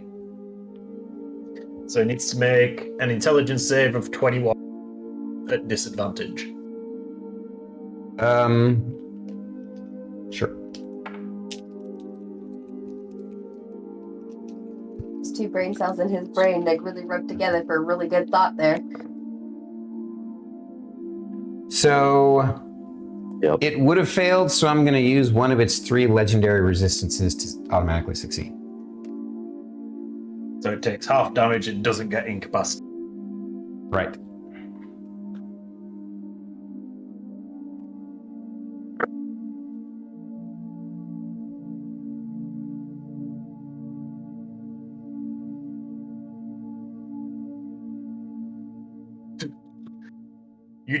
It would have been 20, but half, so 10. 10 Psychic damage. psychic damage. Okay. There were a lot of 2s in that one. It doesn't use its blood armor reaction for that. Oh, shit, actually. Mhm. I forgot, because I upcast it. Oh, you did upcast it. That's right. Yeah. That was another 2 points, so 11 damage instead. Okay. Yeah, it's still not gonna. The amount of fucking 2s in that was ridiculous. Damage is damage. Right. Okay. So Sindri is done. Emperor Ghoul. No, Sindri's not done. Sindri's going to move that way to get back into some cover. While I know he's still invisible, he just can't spell. So he wants to move. We'll just do 10 feet to his right. Like that? Yeah, just out of the way so he's not seen. Okay. Well, he's not seen, he's invisible. You know what I mean? Well, You're extra covered. You're like birth control pill and a condom at the same time. I would like to mention Frederick did make a comment saying that it most likely be able to see through Frederick's disguise. So by that, I would imagine that there is a decent chance it could possibly still see Sindri. So it makes sense. Maybe. We don't know yet. Right. It hasn't No, for tried sure. to do anything. So yeah. For sure. Hey, But, dang it's a Cletus. logical jump. All right. Anyway. So Emperor is going to take his turn. Don't do it. I thought he was talking to me. I was like, did you know what I was looking at? Don't do it.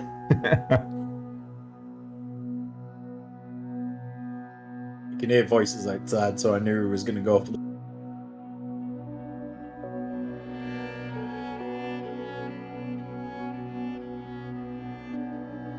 Hey, I've told you no.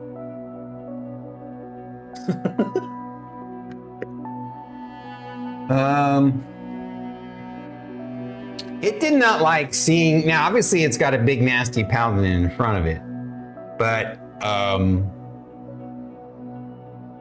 it also doesn't like seeing healing in its presence. So Avery kind of pissed it off by healing up the mage that it's been working hard on. So it points at her again. It likes to point, apparently. It points at Avery this time, and the magic spell creates this giant, like, sort of greenish glowing hand over its hand and finger pointing at her. And a beam of greenish negative energy shoots out at her. I think, is this an attack or is this? Oh, it's just a saving throw though. So she's got to make a con save. Arcane spellcasters, if you want to roll it. 24.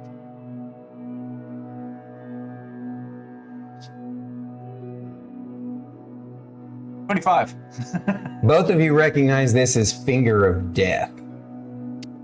Don't forget that she also has her own aura of protection. Yeah, I remember. Thank you. Unfortunately, she missed it by 1.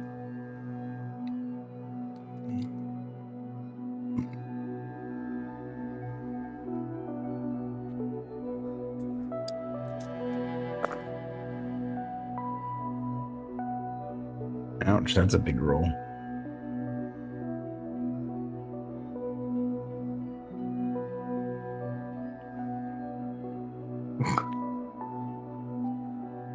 Definitely did just see what Tangley just put in the chat. She takes, Jesus, she takes 69. Perfect. 69 necrotic damage from this Finger of Death.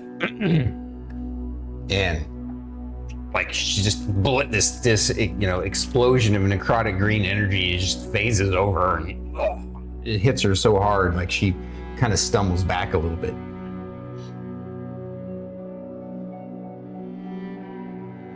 And As a paladin, does she have resistance to necrotic?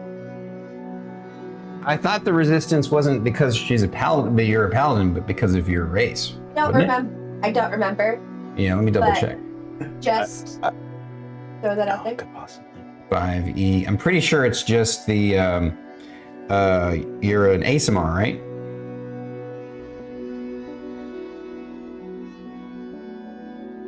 I don't think it's paladins have because of any ASMR. specific resistances to necrotic. I think it's just the ASMR side. They might as you progress forward. Yeah, celestial resistance is an ASMR thing. Your resistance to necrotic and radiant damage. So it's not a paladin thing. It's your racial thing. Just wanted. She an elf, right, or human? I forget what she is. Human. Hey. All right. So it's done. Initiative 3 again. Ghouls doing whatever ghouls are doing. And then initiative 4 is Merrik. You're no longer stunned, but you're prone. I'm gonna use half my movement to like stand up.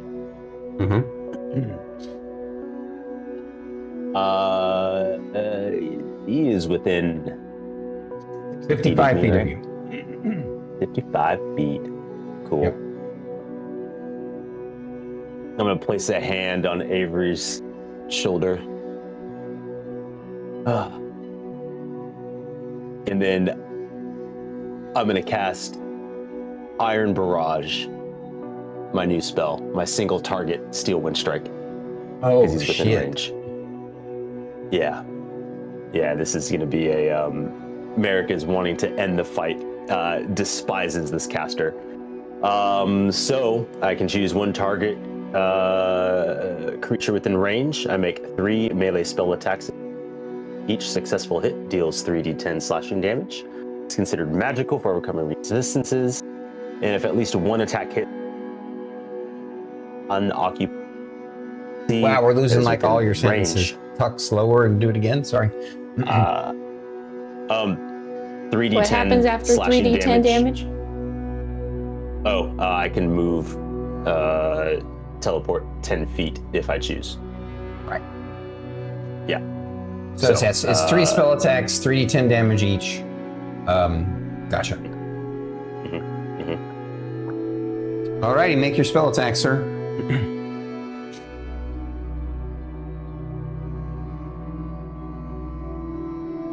Can you just come look at the dice? I rolled 3d20 for 3 attacks. I rolled. So for a future natural- reference, please don't roll them all at the same time, because if you fumble on the first one, then, actually, because the spell happens all at once. Still, though, for future reference, but just for other Would you like me instances, to? in this instance, this spell happens. All 3 attacks happen kind of at the same time. I would roll that even if you fumble on one, the rest of them would still get an attack. But in normal instances, if you're doing attacks in correct. sequence, you get it. I gotcha. So I rolled a natural 17, a natural 19, and And a natural they all 20, have you said? plus 12, and a natural 20. All right. How much is the 17 total? Is it? It's probably more than 22. Yeah. 17 Oh, they're all plus plus 12. Yeah. So all 3 will hit for sure.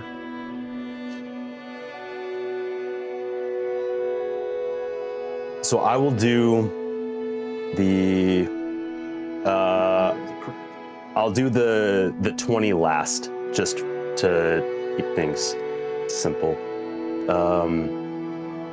And 3d10, so 1, 2, 3. So yeah, first one is going to be 13. 13 damage. 13 damage on the first one.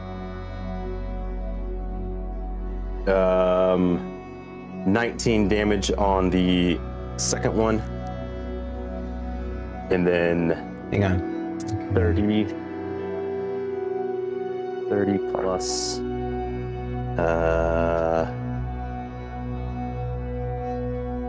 and then so 30 plus, oh, that's a 9, not a 6. Use my brain.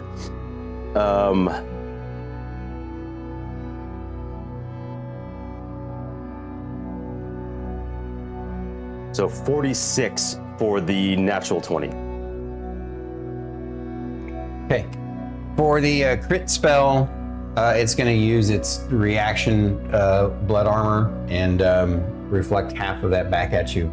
So you take 26 points of damage. Or no, 23 points of damage. Sorry.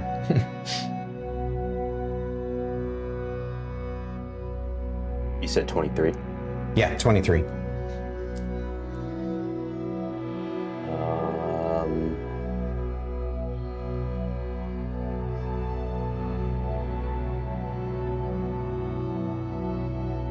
I'm just curious. Okay, yeah, never mind. My brain just had to double check to make sure shield didn't was when I'm hit. If it's an AC thing. I just wanted to double check. Sure. Okay. And Alrighty. because I don't quite know how deep the water is, like 10 feet forward, or actually, can I see if the water, how deep my eye? Yeah, so 10 you feet see forward? that Thyra is in it. She, it looks like it's 4 to 5 feet deep. You're not 100% sure, depending on where it's at. Yeah. Where she's at, it's about 4 feet deep, but she's sort of kind of, teleported to that spot, and it's sort of the outer edges. So you think it's possible that towards the center, it might be a little deeper. Center is far deeper. Yeah. So I will not use it to teleport forward because So you're that going to doesn't stay make- put. It does not make sense. Yep. And then because I was incapacitated, bonus action, I'm going to reapply that go because that disappears when I become incapacitated. It's transcending again. Transcending again, yeah. Mm-hmm. Gotcha. Sorry, we were curious because it was cutting out again, but yeah, gotcha. Alrighty. Anything else, sir? I mean, I think that's everything, right? That's bonus action. And then I would like to use the rest. Peel around the corner for a second because I just got hit hard and Merrik needs to take a breather. Around the corner a little bit there. Yeah, because I should have Yeah, right there. 25 feet or 20 feet. Yeah. You have a 40-foot movement? 40 feet when I'm transcended. I use 15. So yeah, but I just want to go Hadn't around you the been corner. stunned? So, like, you would have already come out of that. So, wouldn't it then be half of your 30-foot movement? So half of my 30-foot movement was 15 to stand up, Yeah. I then did my attack, and then I did my Transcendence, which puts me at 40 feet movement, so that gives me an additional 10. But The I'm only Transcendence using the gives you 15 additional movement as well? Oh, you reapplied the Transcendence. I I had to reapply it. At any rate, it's moot because you only move 15 Yeah. feet, so yeah. Yeah. Sorry. What I was just Sindri making sure. sees as soon as Merrik rounds the corner, that hands on knees, tripoding for a second, Mhm. and I'm gonna look All over right. at him and just like shake my head, like fuck this guy.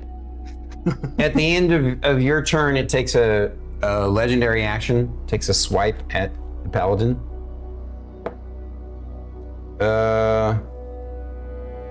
28. And 36 plus 4. Druid, if you can make me a con save again, please. You take 7 points of slashing damage.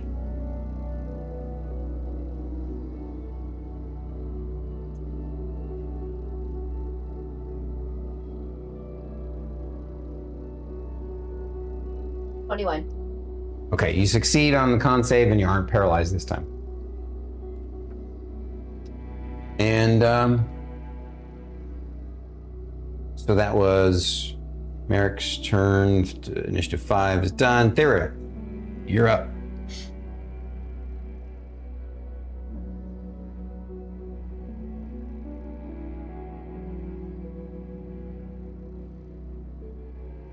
I'm gonna use half my movement. I'm gonna use half my movement to stand up.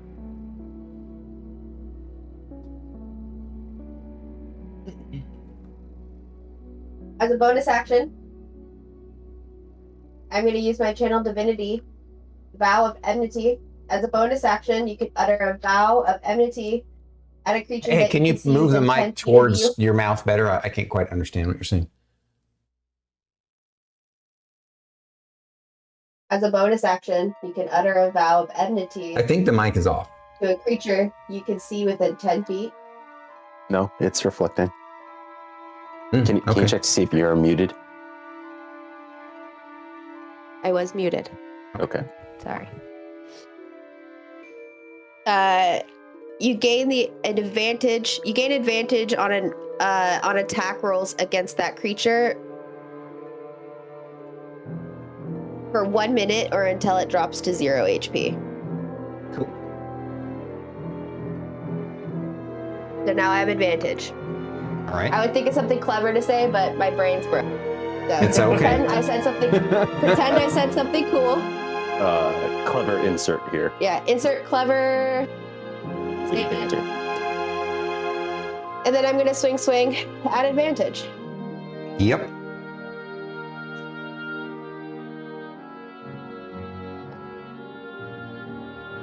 .26 to hit for my first one. Mm-hmm. That's a hit.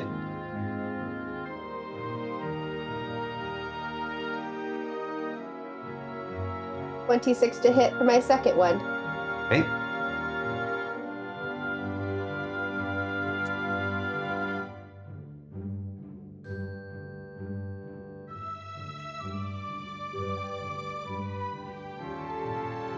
Uh, 22 points of damage for my first attack. That's without a smite? Nice. You're rolling better now.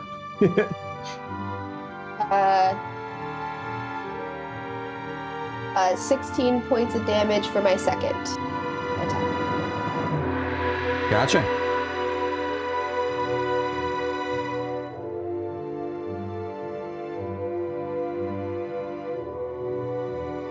It takes damage from my helmet How at the much? end of my turn. 2.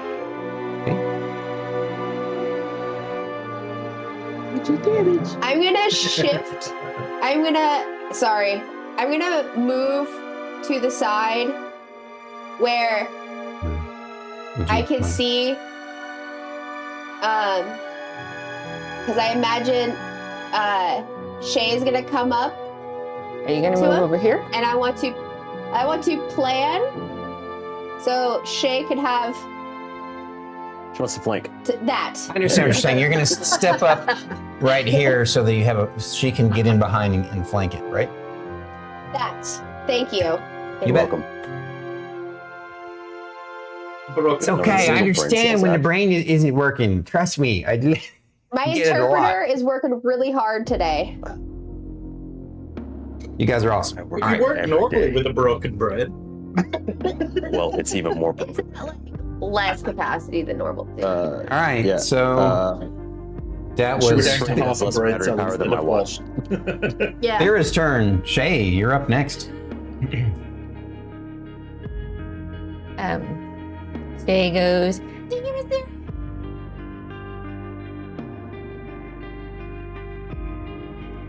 And Shae is going to swing. She's going to bonus action. Offhand. Okay. And I have advantage on all of these. Yes, you do. Quick right. question. Yeah. Can you choose to do the doesn't one of your rapiers do necrotic damage? I'm not using that one. I don't use that You're one not when using we come that one? here. Yeah. Because Okay, I have I a just wanna make regular sure. I was plus like- one rapier, which is my offhand one. And then I have my rapier of speed is my main hand. Oh. Okay. And I was then you like, have, don't you have a, another rapier that's +1 necrotic. Yeah. Oh. Yeah. I didn't Okay. remember that you had the third rapier. So she's just like sporting all these blades. Oh yeah, Shae makes sure she keeps at least, one non-necrotic rapier when she comes here. Because she knows. Mm-hmm. She knows. smart idea. Cool. Merrik, we need to Pro make game, a fire brother. sword. Pro gamer, right? 19 doesn't hit, so second attack. Ooh, that's a 19 on the die, +9. Wait, so you got a total of a 19 for that first attack? Yeah, a total of a 19 Advantage? for the Okay, first. gotcha. All right. Yes. So you definitely hit with the second one. That's one hit. Third, that's a natural 18 on the die, +9. Okay. And then offhand attack.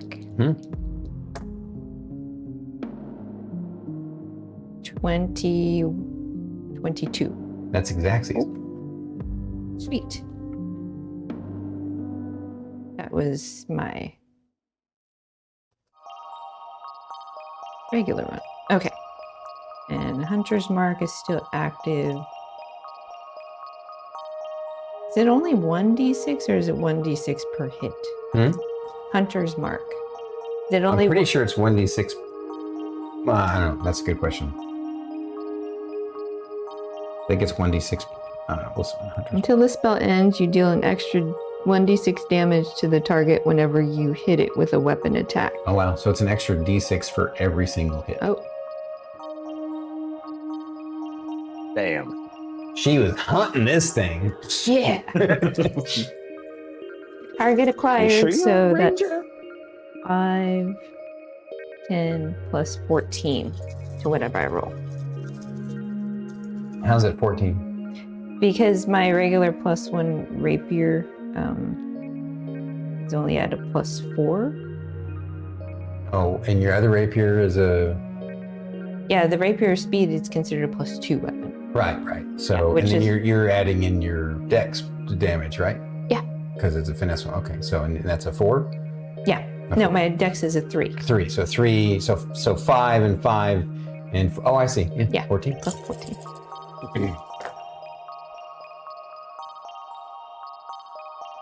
And That hurts. 20. Turning him into a pin cushion. 25 plus 14, so Yes. 39. Yeah, 39. You annihilate the face of the Emperor Ghoul and it crumbles over dead. Well, re-deaded. It has a shocked look on its face, like it can't believe that these rabble of human living creatures were able to destroy it. On Shae's last attack, she goes, "Sometimes we all have to stay dead." Someone And clip then that. Thyra immediately turns and goes, fire. Like she looks back at the direction she knows all of her spellcasters are. Mhm. Just And sees none of them. Sees none of them, but she knows.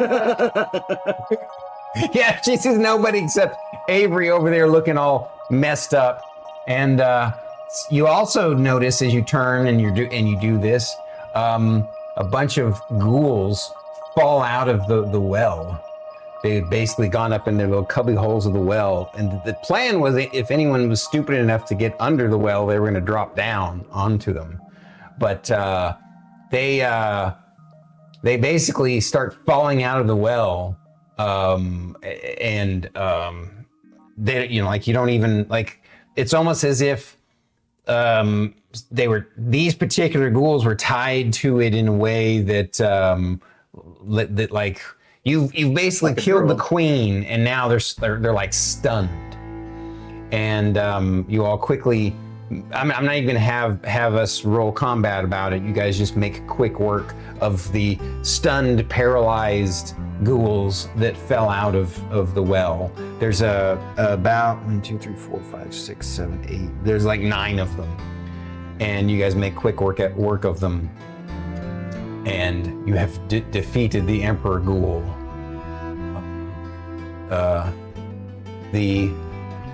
Your friend Frederick. Actually, he's gonna wait till you guys give him the all clear. So you feel like you've defeated the creature. You feel like a palpable sense that the pallor of evil that surrounded this place, that suffused this place, is already starting to diminish and lift. Yes. And at some point, one of the may just catch this motherfucker on fire completely, right? Yeah. Oh yeah. Shae'd be like, Mr. Sindri! Mr. Sindri! I'm assuming he would come out of invisibility and Merrik would come around the corner and they would start, firebolting everything.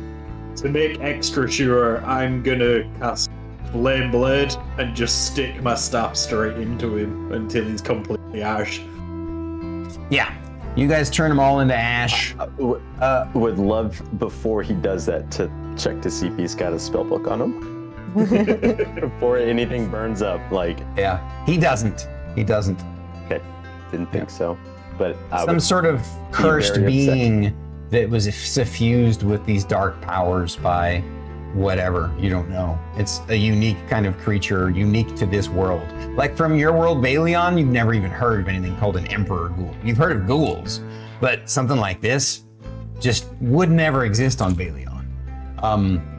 Shae, since you're standing right there, you do notice, of course, also as it dies, the tendrily growth of flesh starts to decay, kind of, it just starts to quickly dissolve and decay. And you notice there's something weird about that wall right behind its little throne that it made. Your elven spider tingle goes off. Yes? My ears are twitching. Yeah. While that's happening, I will walk back over to Avery, and come here, and then I will cast Wither and Bloom at 5th level, which allows Avery to spend hit dice to heal. Cool. She heals up a bunch. Jay's gonna stand there staring at the wall and go, hello, go get Mr. Merrik. He glitters up. You guys are all doing your things, and he, pretty soon after you're, in the middle of all this, you guys have been working on burning the big guy, taking care of the ghouls, and then suddenly Milo plops down in front of you, Merrik, and he says in Draconic, "You have been summoned, sir." As you wish. And then I will...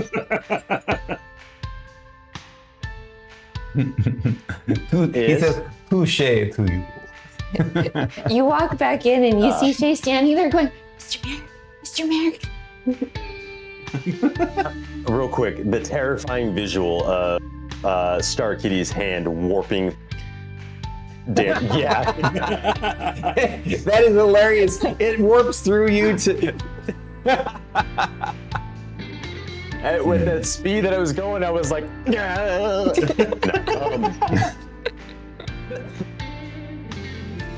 That's hilarious, Vlad. Google can't believe it's not butter. Yeah. I will look at what Shae is pointing at. She's pointing at the wall that was behind the corruption that's now kind of dissolving and decaying and falling away. It just looks like a stone wall to you at a glance. I think there's a secret. Well, secret looking something at it here. with my eye. Like, Your eye doesn't detect anything magic, you know. I don't think that your eye sees through a certain the thicknesses, right? So, no, it doesn't. It doesn't penetrate any like solid object, but right. In that sense of like, well, first thing I'm looking for is another wall. No. I will investigate said interesting wall with a 24. At the bottom of where the seam of the floor meets the wall, there's a tiny little kind of stone plaque that's been carved into it. At first you just glance at it, it looks like it says in homage to the first high priest Golome, and it has a year, but the year is kind of like all scratched out. You can't even tell what it is. It's just you barely can read it. And but you did figure out that plaque, if you push down on it, it's like a button that activates the wall to open up. It is a secret door. And so apparently this cistern wasn't just a well, it was also kind of a place where they hid something. And you find on the other side a chamber. And I'm not gonna draw it. It's like a pretty decent sized chamber, like a 20 by 20 chamber. There's some shelves with all kinds of, look like really interesting historical relics and artifacts, you know, like pots and carvings and, there's some pieces of art, some sculptures, just various kinds of like historical and artistic items, things that would have value, not on this world, but potentially to collectors on other worlds or in a different kind of context. But you obviously need to, that's just what you see in the 20 by 20 chamber. And I'm assuming you guys go in and search it? No longer you go in in and search giant's it. form. Oh, go ahead. Druid, what? I'm no longer in giant's form. Right. Okay, gotcha. And So, remove my black bean. At some point, Avery goes around and gets Frederick, and he comes and joins you guys. Safe? Yes, now? You all hurt? Okay? Any fatalities? He asks. Sindri would not be stood there. Right, true. Yeah, He'd sorry. be droning right now. Yeah. Anyway, you guys make your way, like you all basically group up together after you've done all the work that you need to do, and you found this room, and now you're all, like, you quickly go get Frederick to come into this chamber, and he comes around, and he's like, oh, look, yes. Great history of the peoples from long past this world. This area, anyway, of this world. Let us look. We can find what we seek here, hopefully. Yes.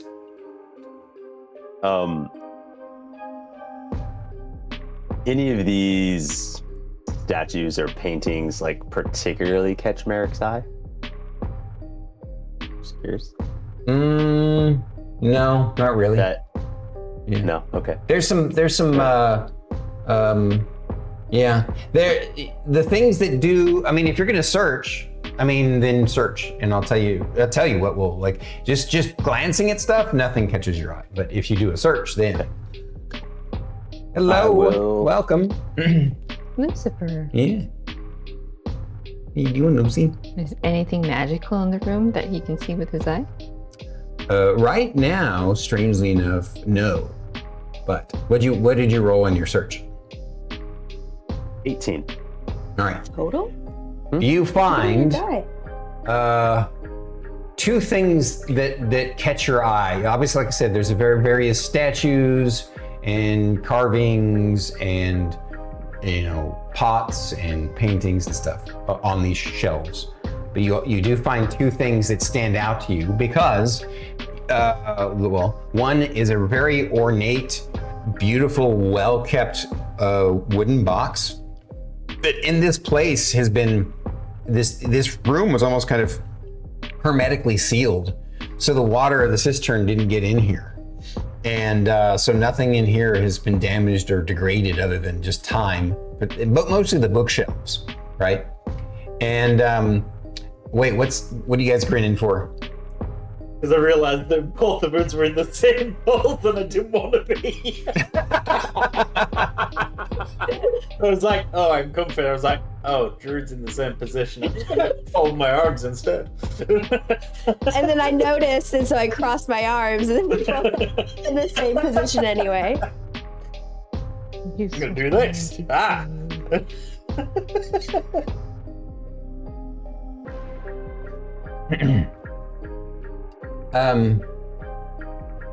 So back what we were saying. You Ornate box. yeah, there's an ornate something box else. and a lectern that is also a container. And in the lectern, you find 4 books that your eye tell you are magical, right off the bat. And the box, like I said, it's this kind of oblong. It's roughly this long, and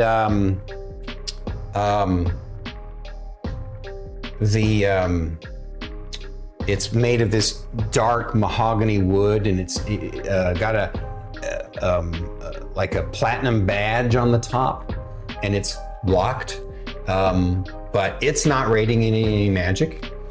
And the lectern isn't radiating any magic until you open the lectern, and inside it is those 4 books. But the box is locked, and it's very intricately carved and ornate and beautiful, a beautiful condition. Like a collector would love this box, or you for that matter, But it's about this long and this wide. And on the platinum engraving, on the platinum, what do I call it on the top? Anyway, the platinum engraving it has a symbol like etched in it that looks like a star. Yeah.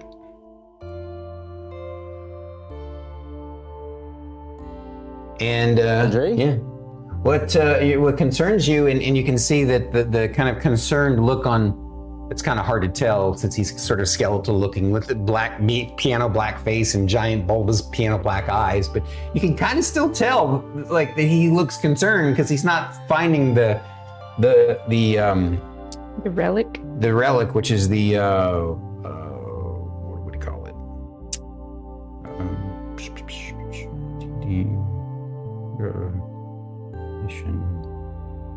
And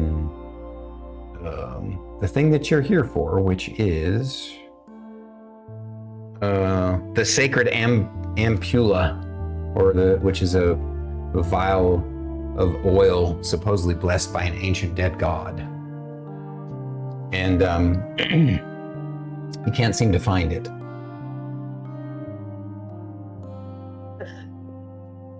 Sindri, Hello. would you like to open the fancy box? Sure. Why not? Please don't break the lock. I just want to try something first. Shit. seeing the star on top of it, I'm just going to cast Prestidigitation on the top of it. Just some lights. Gotcha. Nothing happens because the box is not magical. But okay, well that didn't do anything, but I kind of wanted to try it. It might have done something. I saw the star. Maybe it's saying I want some magic to open, but yeah. Rolls out his toolkit. Just like you wanted better lighting. So you try and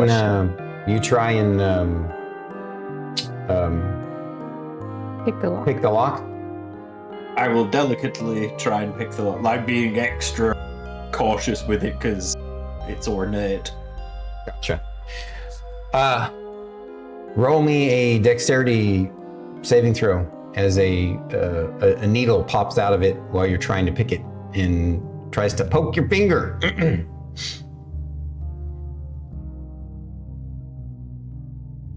These poison traps for Sindri, I tell ya. Let's have a look at what my new ring does for me. When you make a dex save, instead of taking damage.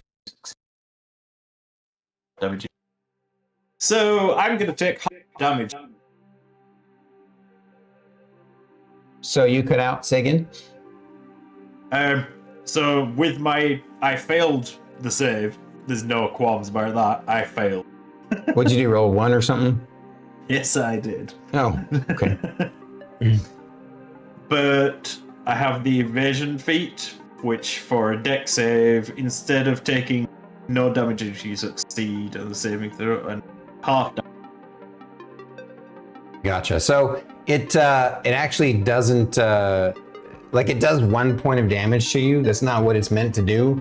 It's got a paralysis poison on you. You guys see Sindri. Now roll me a Constitution saving throw against the paralysis. You get a +4 if we're all in the room. Yeah.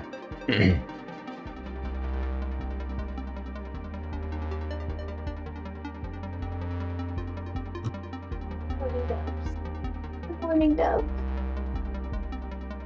28. All right, so you resist the paralysis. You feel it for a second, but you're like, oh shit. That's par for the course, though. This isn't the first time that you've been hit by a poison needle trap in the lock. All right, so. The moment that hits me and I've resisted, I'm just going to turn around. Really? Like, you didn't inspect this to make sure it was trapped? Because Sindri would have absolutely presumed shit. It's That's true. Can you open this? To be fair, they're shiny magical books. He's already struggling to not look at this? those first, yeah. Yeah. I'm just saying why he just dove straight into it. I guess I'll have another go at this, shall I? Okay. Be naughty. I love you, naughty. Naughty So is that's the it, naughtiest. 21. 21. All right, you pop the lock. You pick the lock and open up. And inside, you see a blue velvet lined and cushioned, encasing inside the box. And there are 2 things on it with 2 platinum plaques that are sewn into the velvet lining next to them. One of them looks like a fancy kind of, hexagonal shaped vial of oil, and the other looks like a weird sort of oblong, like it looks like a crystal, like a sort of a bluish crystal, and it goes almost the whole length of the box, and it's a crystal, but it's also like parts of it are crystal and parts of it are encased in sort of a sort of a metallic ore, and of course, the Merrik's eye sees them both as magical, and the plaques that are embroidered into the velvet lining under the under the vial of oil, it says the sacred ampulla, and next to that weird-looking kind of metallic crystal shard, it says the shard of the stars. And it's like I said, it's a crystalline rock. The shard of the stars radiates light, a light bit of light, and you can tell he can tell it's radiating divine energy, as does the sacred ampulla.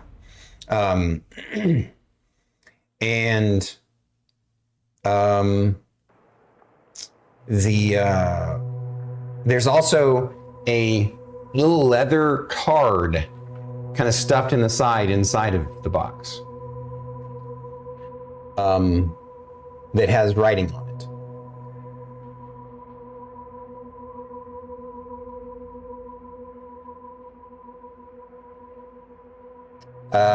I'm assuming you guys read it. I'll just read it to you. So on the one side it says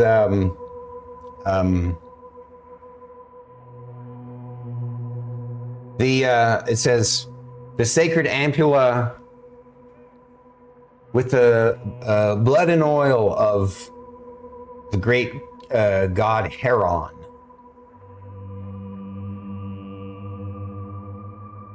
You spell Heron for me? Heron.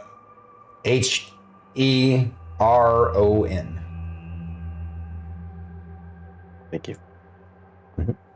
And then on the back of it, it says that the shard of the stars, unusual meteorite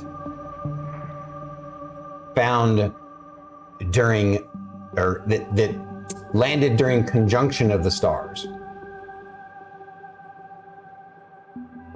And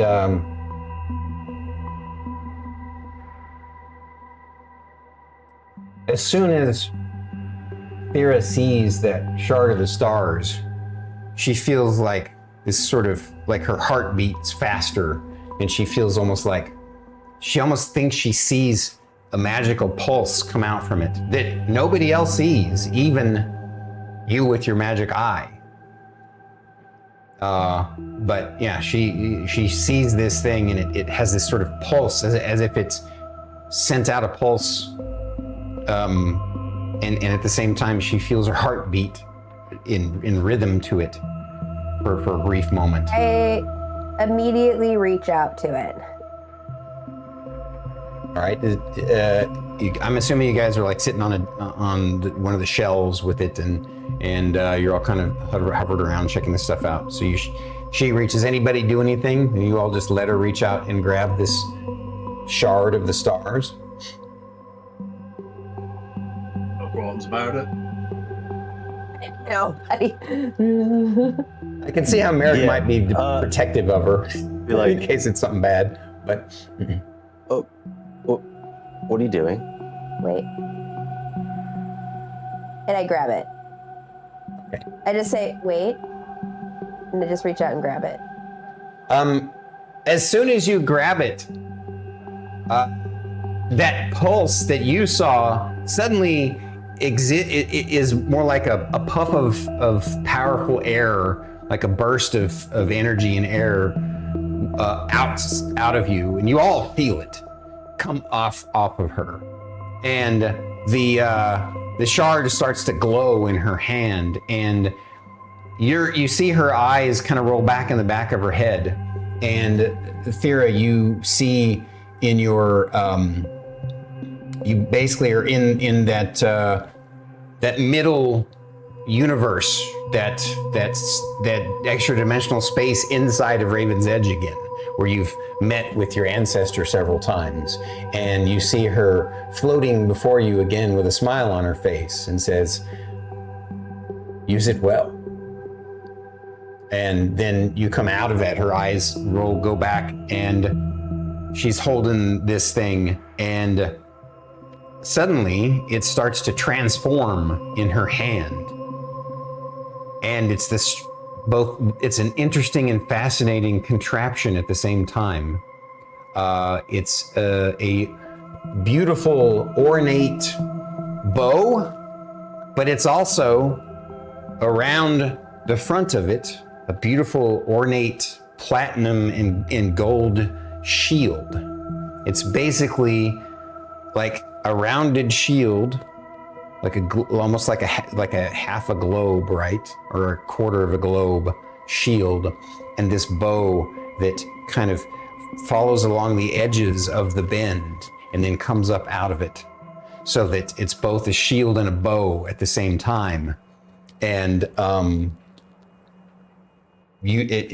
she begins to glow. Her involuntarily, her radiant consumption goes off, and but it's only for a brief moment, and you get the sense that you have been granted your Holy Avenger.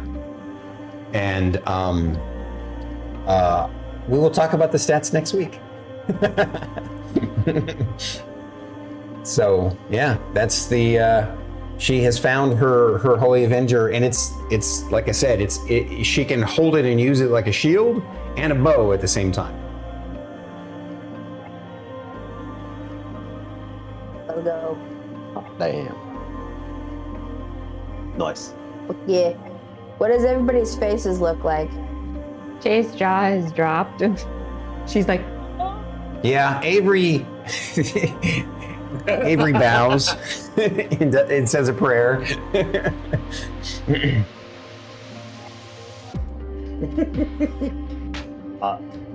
Yeah,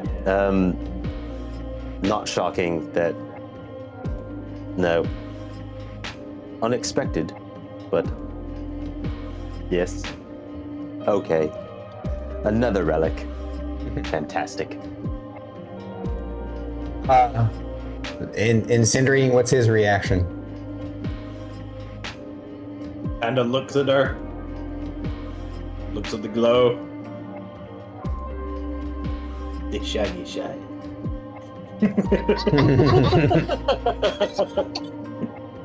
So, right after that, Fredericks goes, "Whoa, you from?"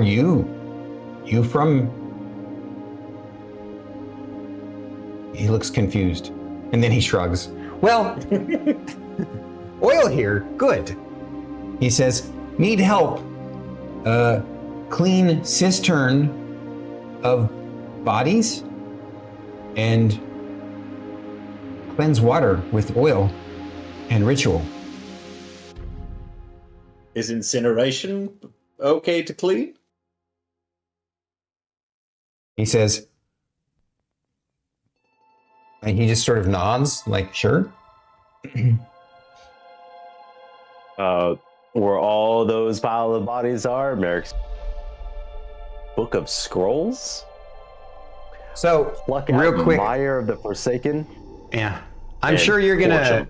want to check out the books, right? Yeah. So I missed what you were saying because you cut out a little bit. What'd you say, your fate? Oh, he was casting Mire the Forsaken. yeah. What's that do? That's the, hang on. That is one of my personal spells. It's the 20-foot radius sphere, dex save. It's the vitriolic sphere and like grease fire that creates the rocky terrain. Oh, okay, all right. So you two are gonna combine your spell effects and capabilities to basically cleanse all of the crap out of this holy cistern. And all right, so that's what we'll get started on next week and everything. And in a way, kind of hopefully, since it's kind of in the water, big old AOE bubbly mass, I imagine I'm going to burn off a bunch of that bacteria in there. It helps boil the water. Oh yeah, Yeah, absolutely. I've learned from Shae, purifying water, you boil it in that context, and then we're going to purify it with oil. So he's like, boil, oil and All right. Trouble. The fire burns and the cauldron bubbles. So, Anyway. one thing to note: the 4 books. I'm gonna tease poor Druid here with that she'll know the powers of her Holy Avenger next week. Well, you guys will know what the books are next week. Other than I will tease you with the fact that each one of these 4 books is a different magical manual, which means that when you take a day to study one of them, it uses up the magic that's within it, and it will add +2 to one of your ability scores. There are 4 different ones, and I won't tell you what they are. So, Fine, what was that? whatever. You already I'm got the being silly. helmet that gave you a +4 to your strength. Greedy thing. I know. I still need to be stronger than Lorcris. What was Lorcris' strength when he finished? 26, I think. Yeah, I'm at 24. I need 2 more, then I'm equal. I mean, there's also, I think you'll get a feat at, 24. I forget when. It was already. You guys take a lot of time to clean everything up, and I'm just going to say it now. I know we're a little bit over, but we'll take a lot of time to clean everything up, do all the stuff, and the helping Frederick with his ritual, and you all kind of want to observe it, and it's really fascinating to watch him do it. But then in the end, he just drops one single tiny drop of oil from the vial into the water, and you instantly can tell that this entire place has been sanctified all the way out to the edge of the main graveyard. And you think to yourselves, yeah, this could be a good place for refugees to live. It could use some defensive stuff, but it's a good start. And yeah, that's where we will leave off, with you all having accomplished that, and then we'll find out what happens next. And so, take a note. I'm going to randomly roll what the manuals are, and then for Druid, I'll tell her all the abilities of her. I need Druid, when you get a chance, I'd like to know, your shield is just like a +1 or +2 shield. There's nothing special about it, right? It's a +1 shield. Okay, gotcha. Yeah. So this is a This is like I we'll said, find out next week. Yeah. Yeah. I was just describing the way it looks. It looks like some sort of kind of platinum and gold colored. I'm sure it'll show up in the thumbnail for this video. Yeah, that's a good point. Maybe I'll try that. I don't know. If AI can make a bow shield combo, we'll see. The way I can envision it. Do is ask. Yeah, that's true. All right, guys, we gotta go. Idea of how to do it. What was that, Sindri? I said I've already got an idea of how. Yeah. All right, we got some amazing folks to reach out to. Huge.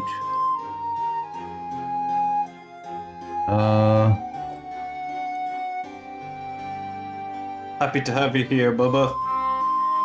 Bubba, I love you, buddy. Love you. Yeah, thank you, Bubba, again for the raid. So we're gonna do it.